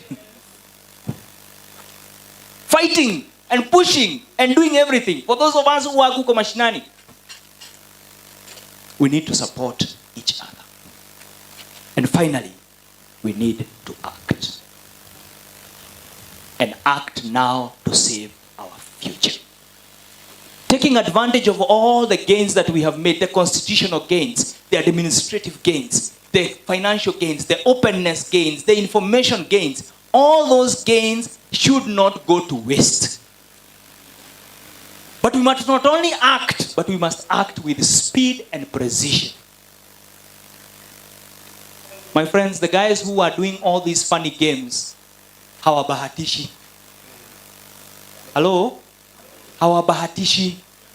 Those of us who analyze budgets, you can tell this was well calculated. So all they are doing is backpedaling. This is decided. It's well calculated. And therefore we also have to act with precision and speed. And as we do that, my hope and my encouragement to all of us is that I believe we can build on the gains we have made for a better country tomorrow. But allow me to say one thing before I sit down. It is becoming very expensive to be an old person in this country. And it's going to get more expensive to become an old person in this country. Because imagine you're now active in your trade, but you know very well you are one disease away from poverty. Yeah. You saw what happened in COVID. Now imagine in your old age and your pension can only manage so much. Anybody who has tried to take a health insurance for their parents know what I'm talking about. Food, cost of living, electricity, movement, fuel. And the only way you can safeguard that future where we are heading as old people is by starting to work on it now. We have a pension crisis. Of all the pensioners who have retired, only 35% has been processed, according to the Public Service Commission. In other words, if you work it all out, we are saying that pension perhaps is our biggest spending bill at more than $1 trillion. Perhaps IEA estimated it at about $2 trillion. Yet we know very well it's pensioners who drive the rural economies.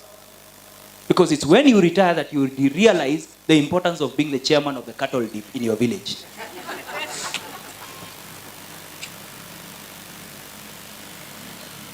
But all said and done, there is hope. And I will be part of that hope. I am purposing to be part and the front line of that hope. Thank you very much. Hey, bwana, piga makofi bwana. Piga makofi kwa huyu Abraham Rugo, Dr. Abraham Rugo. Hii ni kuonyesha wazi kwamba hii doctor hii si mchezo. Alisomea hii kitu, si ndio? And you know, I was sitting there and I'm thinking, why did he particularly choose to talk about me? Na watu wenzangu ambao tuko over 50.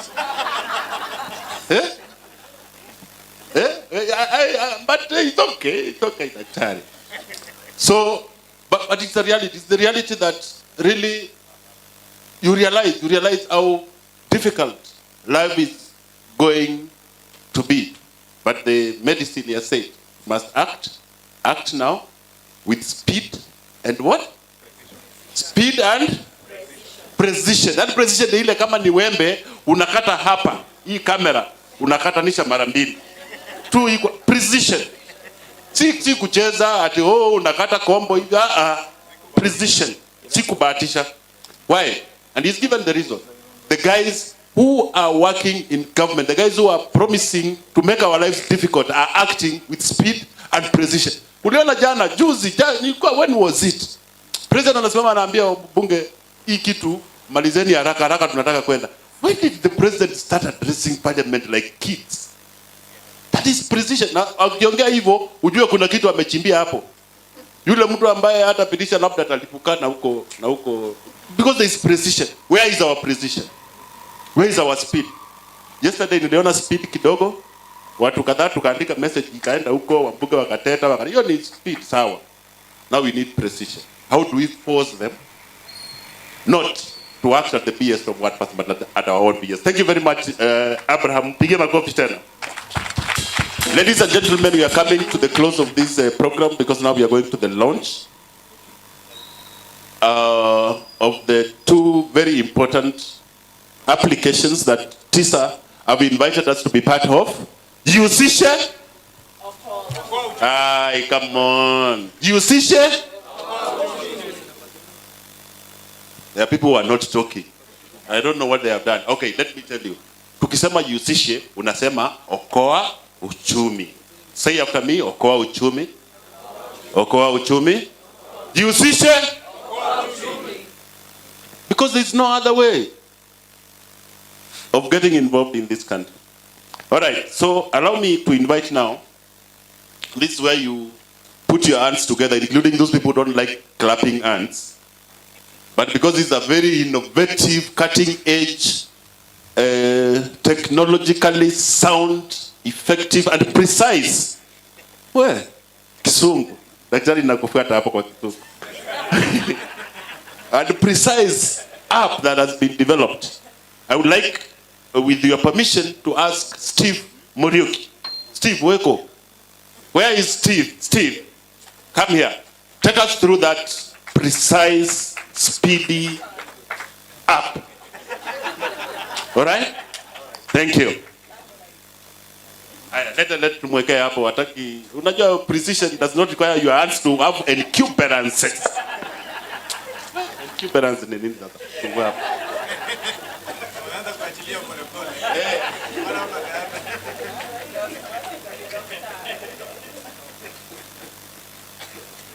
Well, put it with precision.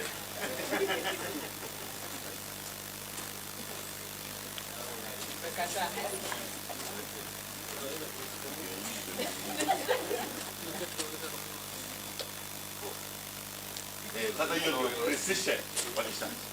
Basi.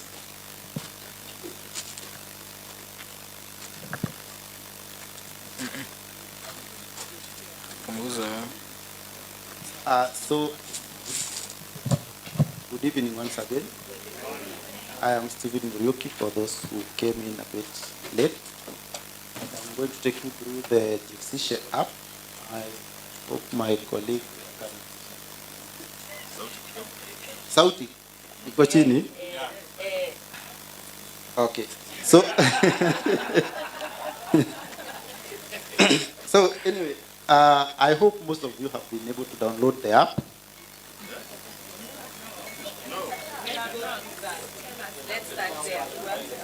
So we can start there. So there is a QR code which is printed on the flyers that you have received. You can scan that QR code. For those who are using the... Oh, how to scan?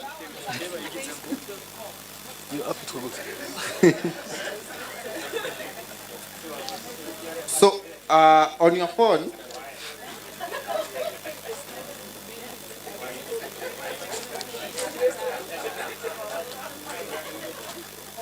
for those who are using the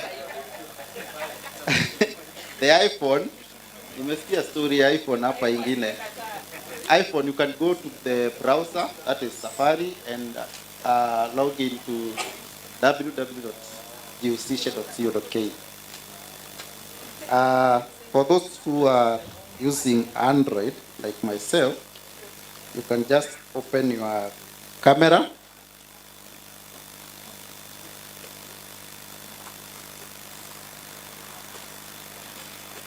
And try to scan this code. That's how you scan.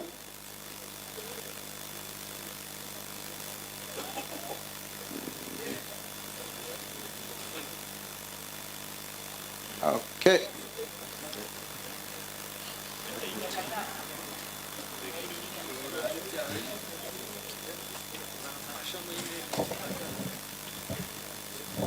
So you just scan the code.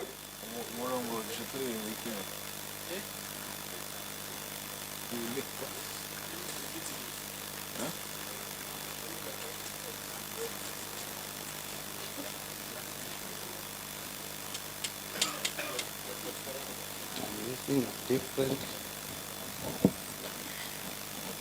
phone. Anyway, for those who are able to scan, I think you'll get a link.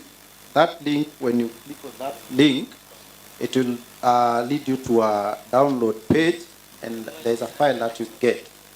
When you get the file, just open the file. I think for most of the phones that are on Android, you get a notification that you need to allow applications from unknown sources. So once you get that notification, just allow. Iko si mbaya, iko sawa. We have verified it. So you just allow, and it will install within a few seconds. After those seconds, then you'll be able to open the app. There will be a pop-up to open the app. Once you open the app, you'll get an interface like this. You'll get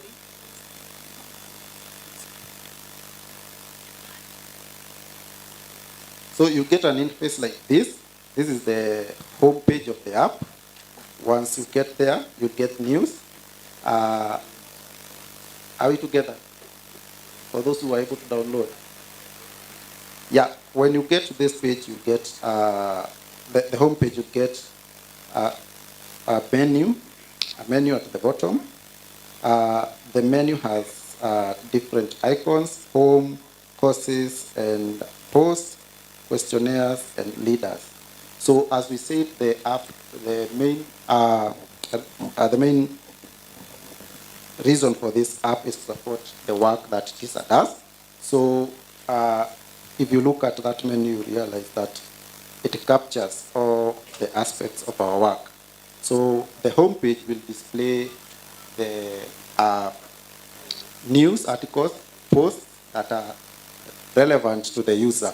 So if you are able to log in and input your preferences, it means that you'll be able to get articles and news that are relevant to what you're interested in.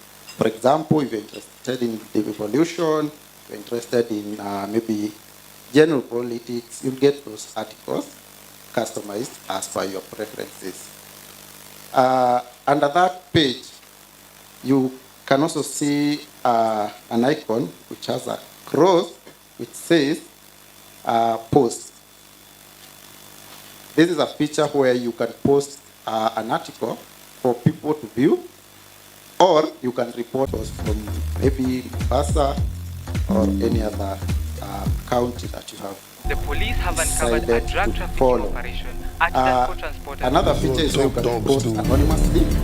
That is, you just post if you report an incident where you don't want to be known. That is what msitu ama na zile gari zinaitangwa aje Subaru za so you don't want to be followed by those. So you can report this and you can just make a report. You can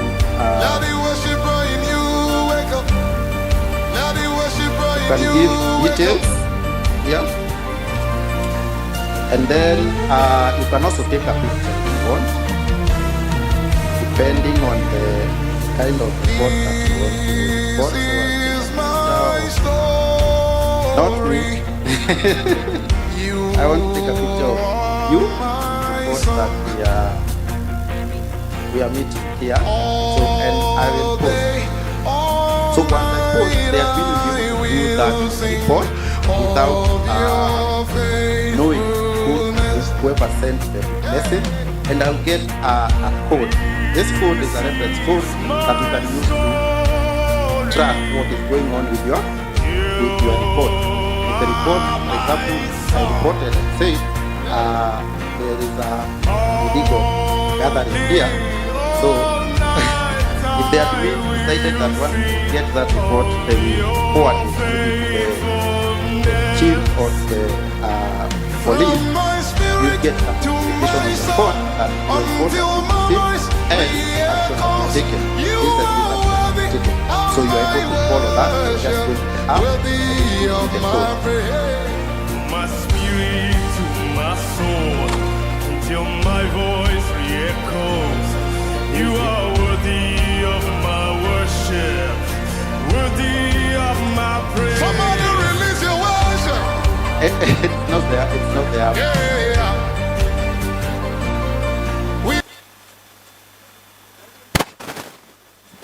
All right. So you can just proceed. Once you proceed, you'll get this status report that it's in review, and once an action has been taken or once there's a comment, you get a notification on your phone that your report is being worked on. So that's how you post. The other option is to just decide where you want to send this report. Our plan is to be able to empower people in the counties so that they will be able to manage this app by themselves, and they'll be the admin. Because if you report, for example, in Nyeri, it's very hard for somebody in Nairobi to be able to follow up that. So we want to empower people in the counties, and if possible, when the time is right, we'll go down to the counties and maybe to the sub-counties. Another feature for this app is to rate the leaders that we have, or public figures. If you go to the far bottom corner, you'll find an icon for leaders. This is where you can select your leader. I'll work with the first one. Let me work with the first one. Nairobi County. Yeah, so we can go to Governor Sakaja. So under this menu, what you can do is that you can rate depending on how that person is performing. You have an overview.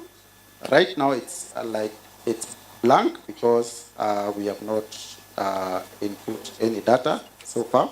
But you can come here and see the leader's vision.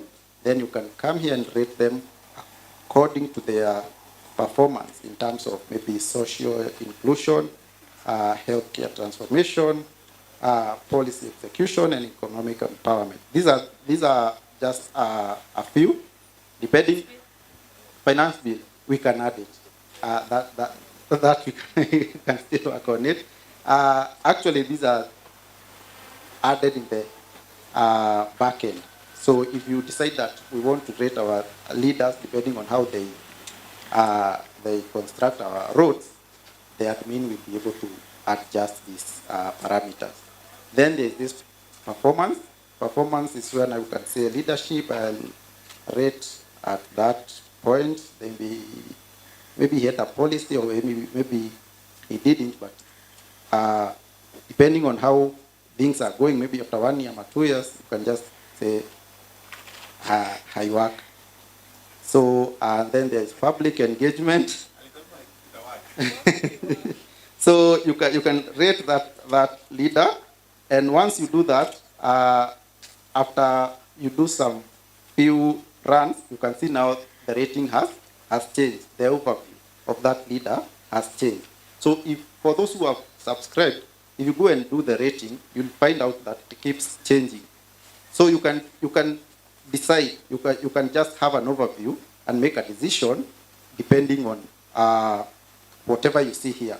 And you can also air your opinions on this other rating, where you can just type and forward that. The report will be probably collected and shared with the public as an article or as a report that you can download and have a look at. I will go back to the main menu. We have courses, but I'll jump to questionnaires. Questionnaires is where you can run surveys if you want to get opinions, if you want to get feedback from the public, from the community. You can run surveys. For example, there's this survey for the app, which I would like each and everyone to try and take. It's a survey that will give us an overview of the experience that you have had with the app for those who have downloaded, and we will be able to know that what we can improve on or what is good to go with. So that's the survey part. So I'll go now to the courses, the last icon.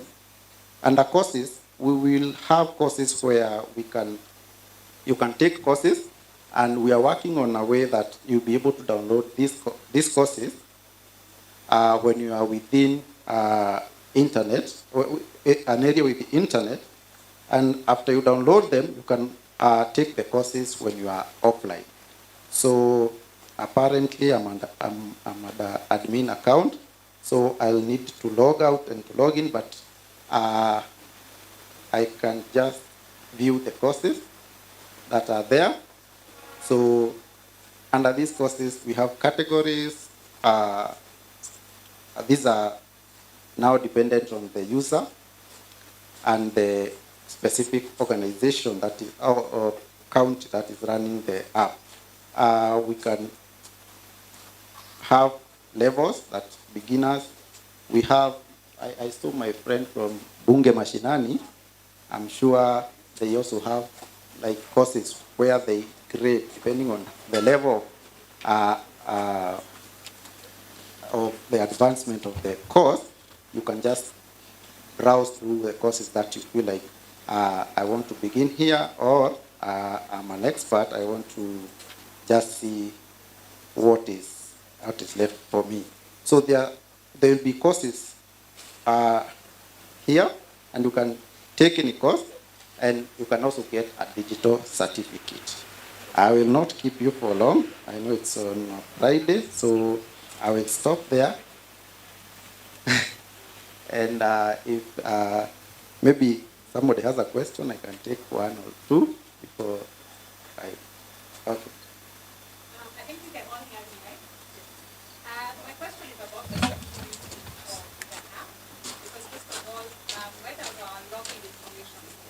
Where is it stored? Who has access to it? The login information that we have, mostly we store it under our own servers, or not exactly here in Kenya, but in the cloud. But the access is only limited to the TISA staff, which means only the admin can get that information, and that is the information that you have decided under the terms and conditions that we can view. The rest is masked. So if I'm an admin and I want to view your number, I'll see that maybe you shared your number or you sent an email, but maybe I'll just get a snapshot of or a snippet of the email that is not complete. Yeah? But when I send the message, maybe the reply to you, now the app will be able to decode that and know that this is the person you are sending email to without the user being able to view the whole number.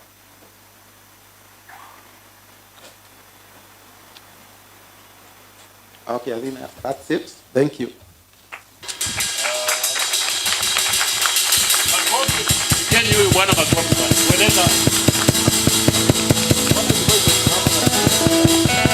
weleza hii kitu ya technology si mchezo. Hey bwana. Hey, ndio sababu unasikia watu wengine wanatumia AI ChatGPT badala ya kusoma. Lakini God is good. You know, most people who are technologically savvy don't know how to explain how they do the things they do. Na huyu bwana si yako sawa? Pigieni makofi bwana. Pigieni makofi.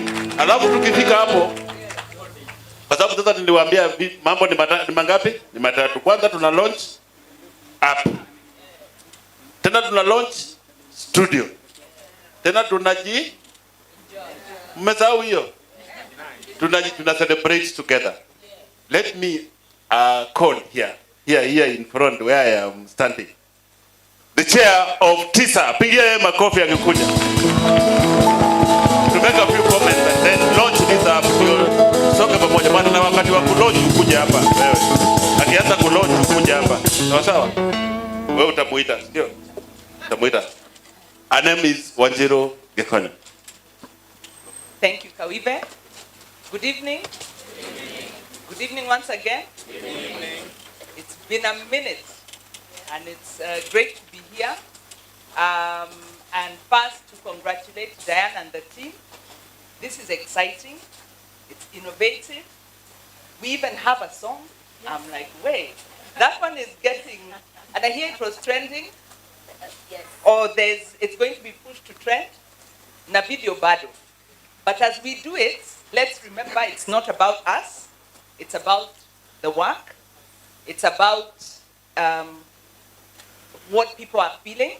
But I like that it's positive, because the government we have sold a promise, and they were able to remake themselves. So it's important that we also sell ourselves, because we've done this work, and as Am said, so much good work has been done, so many strides. We now need to figure out, how do we sell Kenyans so that they can go that extra step, as Oliver also said. Now, I've been given a job. I'm not very good at reading speeches that I didn't write. A bit of a control person there. So I'll speak to it at a top level. Because I've been asked to speak, to introduce the podcast studio. And I would like to start by saying, as a member of the board, I'm very proud to be standing here to speak about launching the Okoa Uchumi podcast. The Okoa Uchumi podcast. Congratulations to TISA and Okoa Uchumi. This is important because with a good business strategy, because we have the technicians, tumesikia techie ako hapa. After that, you do the business plan. Social enterprise is an important part of how we'll sustain this one. So as Am said, and as Oliver said, Okoa Uchumi, please come together, support the studio. Discuss the difficult things about who gets what, how this works, because we know those are the realities, but make it work so that you can push the important narratives and stories that you're telling and the message that you're trying to drive to Kenyans. So congratulations. The podcast aims to raise awareness to the public about economic challenges facing our nation. Hello? To raise awareness about economic challenges. Kenyans know. And Kenyans, as Am said, are very articulate and able to explain these challenges and to discuss the finance bill and to discuss taxation. So congratulations. People know, but it's good to re-emphasize. Evidence, the idea is to generate evidence-based knowledge. I hope you do it simply, effectively. Storytelling, it shouldn't be too complicated. And let it drive to action. Because the process of transformation, because that's what we are driving at, requires alternatives. We are at anger. Oliver, people are angry. I think what they are lacking is where to take it. And with Kenyans, unfortunately, when they don't know where to take it, it explodes. And, you know, the question is, as civil society or Okoa Uchumi with your partners, because I know you're talking to partners outside of the NGO sector, what are the alternatives on the table? Where are we taking Kenyans? Because we can say there's a leadership gap. There's a deficit of direction. So somebody needs to give direction. And we are waiting to hear that direction from those in the room. So the podcast serves as a powerful platform for citizen engagement, allowing us to amplify our collective voice and call for effective measures to address root causes of our economic woes. Now, I won't read more. This language is not the language. Podcast is not supposed to do these things. It needs to be more forward-looking. I think it's a forward-looking initiative. Let the discussions also be forward-looking. Let us challenge ourselves not to focus on woes, but solutions and ways forward. I love the fact that we're going digital, we're going tech, and much as the app is a bit complicated now, it's a start, and I'm sure you'll figure out how to market it, how to use it simply, but it's there. And an app by civil society with the potential for data, for collecting, doing surveys, educating, that is a major step. And we are waiting for the pre-test. Next time the pitch must excite us and we must be able to get on and don't tell us iPhone only. That is discriminatory, that won't work. But we must celebrate this important milestone. There is a presentation, I believe, that will take us through the podcast studio. And what I was asked to do is to invite you to give a round of applause to welcome this new, is it a new baby of Okoa Uchumi? So that we can then be taken through the podcast. So let us give a hand as we welcome and look forward to the presentation. I believe the plan had been to take us into the studio, but we can also go virtually because now things are digital. Thank you. Thank you very much, Wanjiru. Now here we go.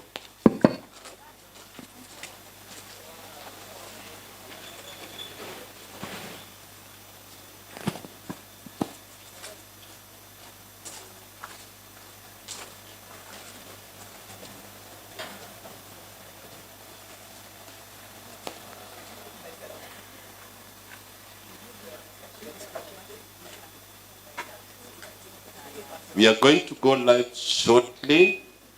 We're waiting for that. We can have some music kidogo, tukingoja studio.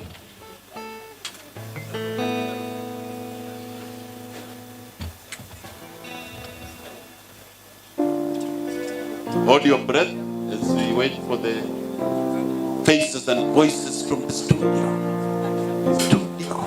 Pande ule mwingine wa studio. Haya.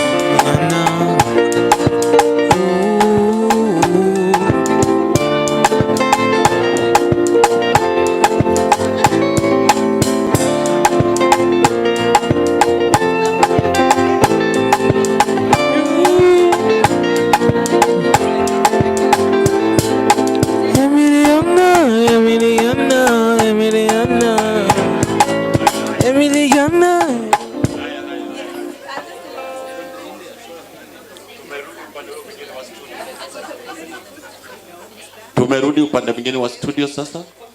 Welcome all of you to see, view, participate in the podcast.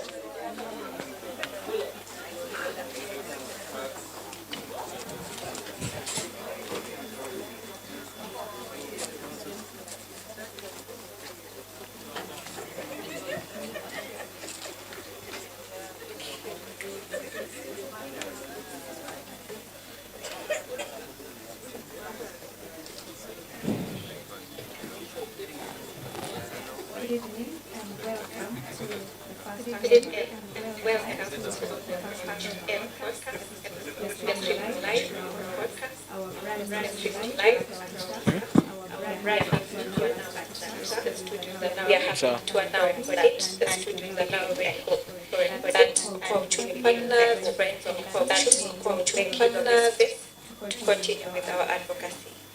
So today we'll be discussing this issue that is affecting more than 1 million citizens about the budget cuts. I am your host, Angela Wangeshi. I work with the Institute for Social Accountability as a program officer. I am joined by two wonderful guests in studio today, and I will let them introduce themselves, starting from my left. Thank you, Angela.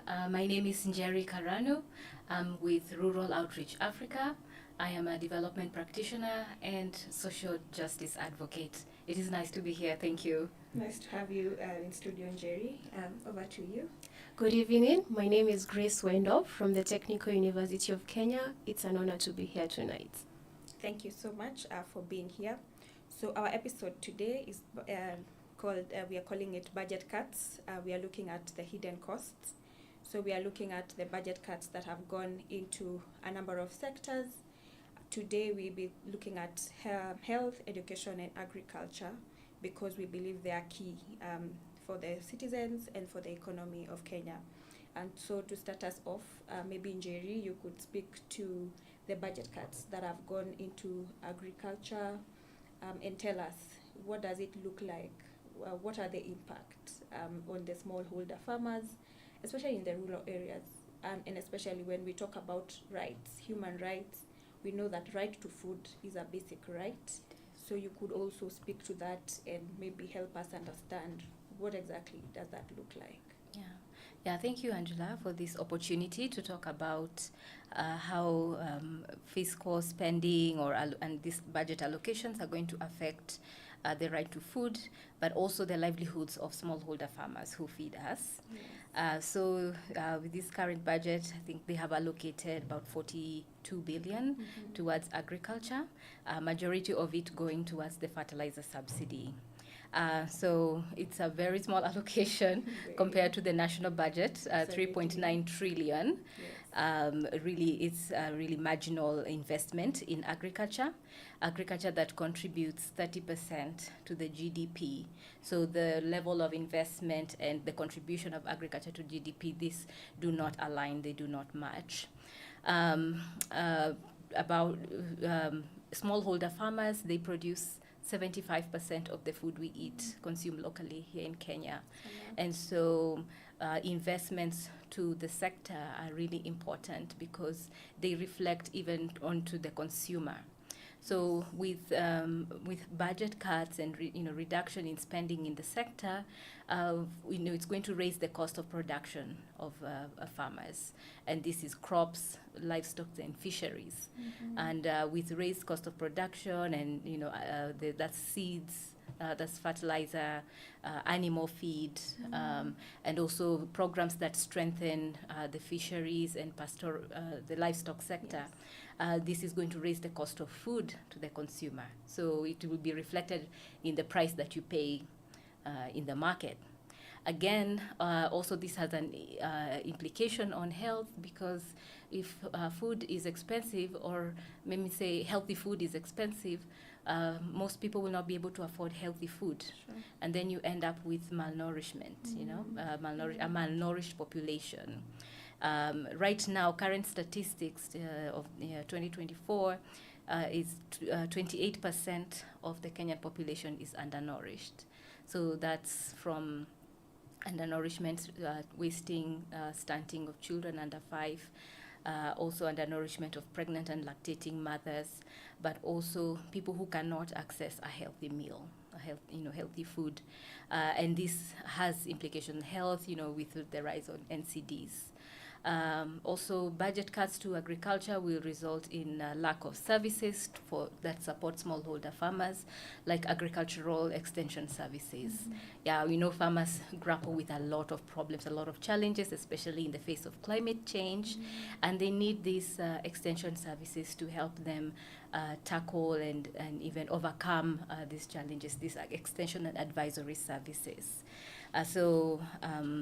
That will be, even further reduced. It is extension is, in some cases it does not exist, but without sufficient investment in the sector, this will be further reduced and farmers will be left vulnerable.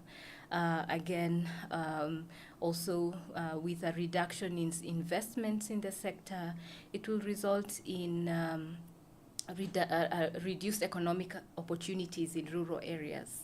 That includes like farm labor, transport, just economic activities in rural areas will be reduced because, if there are no investment in the sector, farmers will prefer to embark on off-farm activities. And what that means is also, we would also show, by food imports, would have to import food to satisfy the local demand.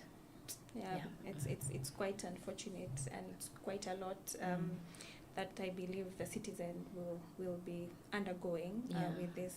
But maybe to you, Wendell, we have also seen allocations to education, and I believe there have been budget cuts as well. Yep.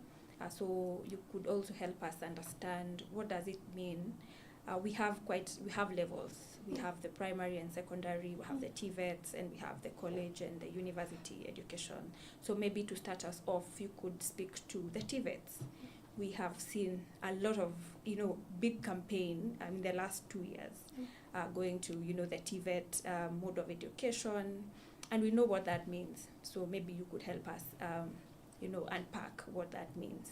Yeah, for us as the youth, the budget cut has been such a sad affair, a sentiment I think most of the Kenyan youth, which is a large population of us, share the same feeling.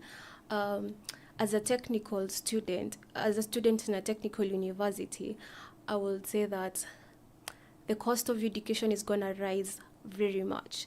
This means that students are not going to have accessibility to education. Already we are having, with the cost of living, parents are already having such a huge struggle just raising the funds just to take the students. Now, if you reduce the amount that the government actually pays for students to be able to access education, and you cut that, and that means the parents will have to pay more. The cost of living is too much. Already they are having too much to pay. So you'll end up finding that most students will have just to not go to university, not go for the TVET education trainings. And then you find that we'll end up with a generation that is not educated, which is such a big danger to our economy, because we need the advocacy for the TVET programs is because we actually need the hands-on skills that to grow the economy. So just having students not going to, they are brilliant students, there's a lot of talent, but because of just financial struggles, they won't be able to access the needed education. So for the students, already we're struggling because the cost of living is too high.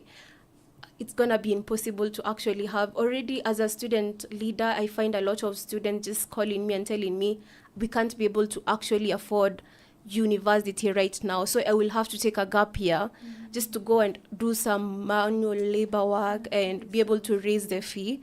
So imagine now the fee being, even doing the work itself, they won't be able to actually raise the amount required for them to actually afford the education. So for us, we will just find a lot of students not going to uni. Then even already with the technical skills that are needed, we need a lot of equipment in our universities just to stay up to date. Technology is moving so fast. So we actually need to have a review of the curriculum and update what we are learning. When you're reducing the funds, that means the lecturers don't have the facilities or even the time and opportunity to actually do that. So you'll just end up finding that the quality of education that is being taught at the university will actually be not what the industry requires. So you'll just find that students are learning, and then now we finish, you find out that what you learned in class, it's useless. Yeah, I think the government really needs, if we're going to be a developed country eventually, the future of our nation, we really need to think about how we are training, how we are educating our students. We need to really think about what we are teaching them in class, because they are the future. That's what we are constantly saying. So we invest in the young people, invest in good education. That is the only way we are going to have a better Kenya in the future.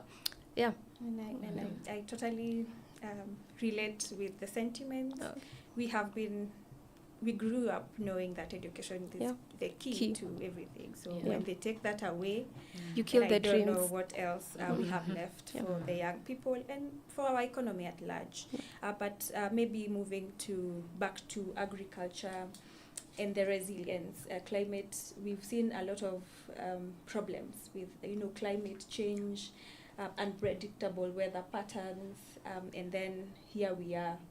So maybe Njeri, you could speak to that in what that means to even the future. What are we looking at? Yeah. So our food and farming systems in Kenya, they're vulnerable to climate change and external shocks. By nature of how we produce our food, agriculture is mostly rain-fed. Yeah. So, this, like you said, we have this, kind of year in, year out, we have drought, followed by floods. It's almost become a pattern. And those who are most affected are those who are in the ASAL areas, the arid and semi-arid lands of Kenya. So, they are most affected by the problem of drought, but also, hunger when we have drought and farming. So what climate change contributes to is crop failure, even in the areas that are productive. When rains fail to come, or it's a reduced amount, or they come for a very short time, farmers experience crop failure, and it's a blow to farmers because already they have very small incomes. And they have invested, say, in buying the fertilizer, buying the seed, and invest farm labor to help them plant. And if you have crop failure, that's a big loss to a household. So what we need to do, and connecting with what Wendo said, is investing in research. Yeah, research to innovate in climate resilient, drought tolerant crops, and that starts straight from the university.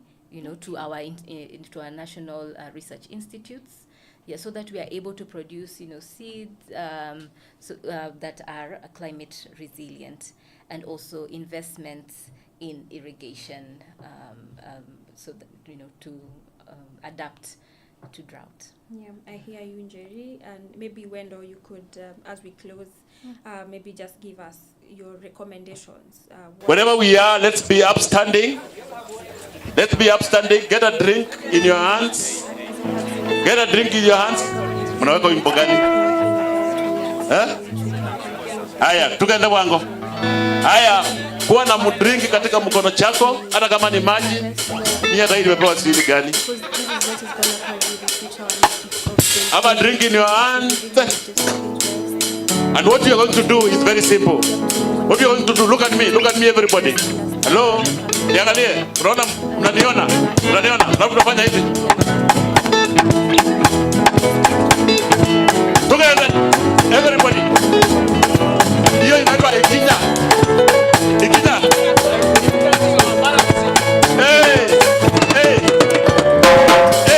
Mulot. So I count, we go dancing like that until we are 5. So I will be counting 1. When I get to 5, 2. When I get to 5, that's 10. That's 3, 4. If we can take to say my Lord, 5. And we go 6, 7, 8, 9.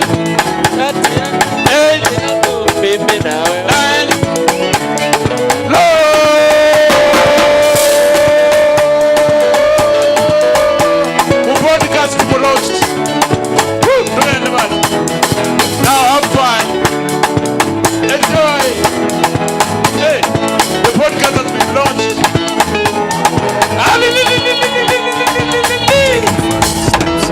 Hey, you can now even sip your drink as you dance.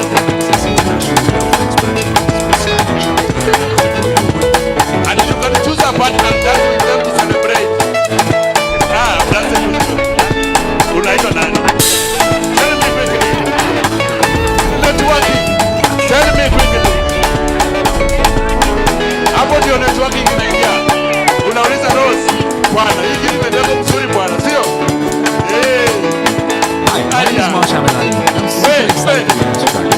In the 3-hour course, ukikaa chini kiuno itakatika.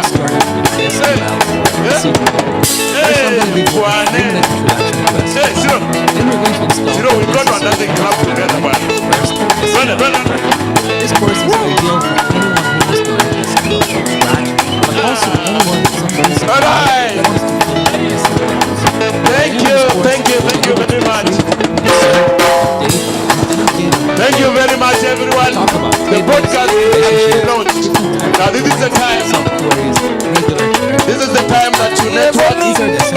Enjoy. There is food. Serve. Here. Here the food. Here the food. Kuna food. Kuna food inasaviwa hapa. Kuna mdrink ataletwa hapa. Lakini pia networking. The purpose of this is so that we work together as we make this work, as we make the podcast work. Tupigie Kisema kofi. Alafu sasa nitamuita mkurugenzi mkuu wa TISA atupatie mtu ambaye atatupea bottom back. Mkubwa mwenyewe. Lakini mimi msinione hivi, I know she knows. Tunajuana. So msinione hapa kwa bana. Serious. Thank you.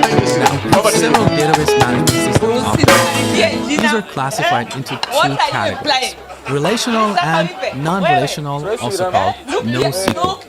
In relational databases, you store data in tables that are linked to each other using relationships. That's why we call these databases relational databases. Each table stores data about a specific type of object, like customer, product, order, and so on. SQL or SQL is the language that we use to work with this relational database management system. It looks like this. We use SQL to query or modify our data. In this course, we're going to learn everything about this powerful language. Now, there are many different relational database management systems out there. Some of the most popular ones are MySQL, SQL Server by Microsoft, and Oracle. And of course, there are plenty more. Each database management system has a different flavor of SQL, but all these implementations are very similar and are based on the standard SQL specification. So most of the SQL code that you will learn in this course will work with any database management system. In this course, we'll be using MySQL, which is the most popular open source database in the world. Right, now back to this diagram. What about non-relational databases? In non-relational databases, we don't have tables or relationships. These databases are very different from relational databases, but that's a topic for an entirely different course. What you need to know is that non-relational database management systems don't understand SQL. They have their own query language. So we use SQL to work with relational database management systems. Now, before we jump in and install MySQL, let me clarify something quickly. As you talk to different people, you'll hear two different pronunciations of SQL: SQL or SQL. What is the correct way? Well, it depends on who you ask. And of course, everybody thinks their way of pronouncing this word is the right way. But here's a little history about this language. SQL was originally developed at IBM in the 70s, and back then it was initially called SQL, short for Structured English Query Language. But they changed the acronym to SQL because SQL was the trademark of an airplane company. So to this date, there's been an argument about what is the right way to pronounce this language. Generally speaking, people in non-English speaking countries call it SQL. I'm used to calling it SQL because it's shorter and sweeter than SQL. But if you prefer to call it SQL, that's totally fine with me. I'm not going to get mad at you. So that's the history behind this language. But what about MySQL as a software product? Developers of this product prefer to call it MySQL rather than MySQL, but they don't mind if we call it MySQL. In this course, I'll be teaching you SQL with MySQL. Oxfam. Hey guys, Mosh here. I just wanted to let you know that you really don't have to memorize anything in this course because I have created a complete cheat sheet with summary notes for you. You can find it below this video in the description box. So I have done my best to create the best possible, most comprehensive SQL course for you, and I would really appreciate it if you support my hard work by liking and sharing this video. Thank you so much. Now, let's continue. Once you open up a space, it attracts people. In this tutorial, I'm going to show you how to install MySQL on your computer. Now here I'm using a Mac, so first I will show you how to install MySQL on a Mac computer, and then I will show you how to install it on Windows. So if you're a Windows user, feel free to skip this tutorial. Now, open up your browser and head over to mysql.com. Then go to the downloads page and scroll down to the bottom. Here you see MySQL Community Edition. This is absolutely free, and we're going to use that throughout this course. So let's go ahead with that. Now on this page, click on MySQL Community Server. And then on this page, you should see available releases for Mac OS. So in this list, download the first item, which is a DMG archive. On food, food security. Now, on the next page, click on No Thanks, just start my download. All right, as you can see, we are getting a DMG file, which is basically a setup wizard.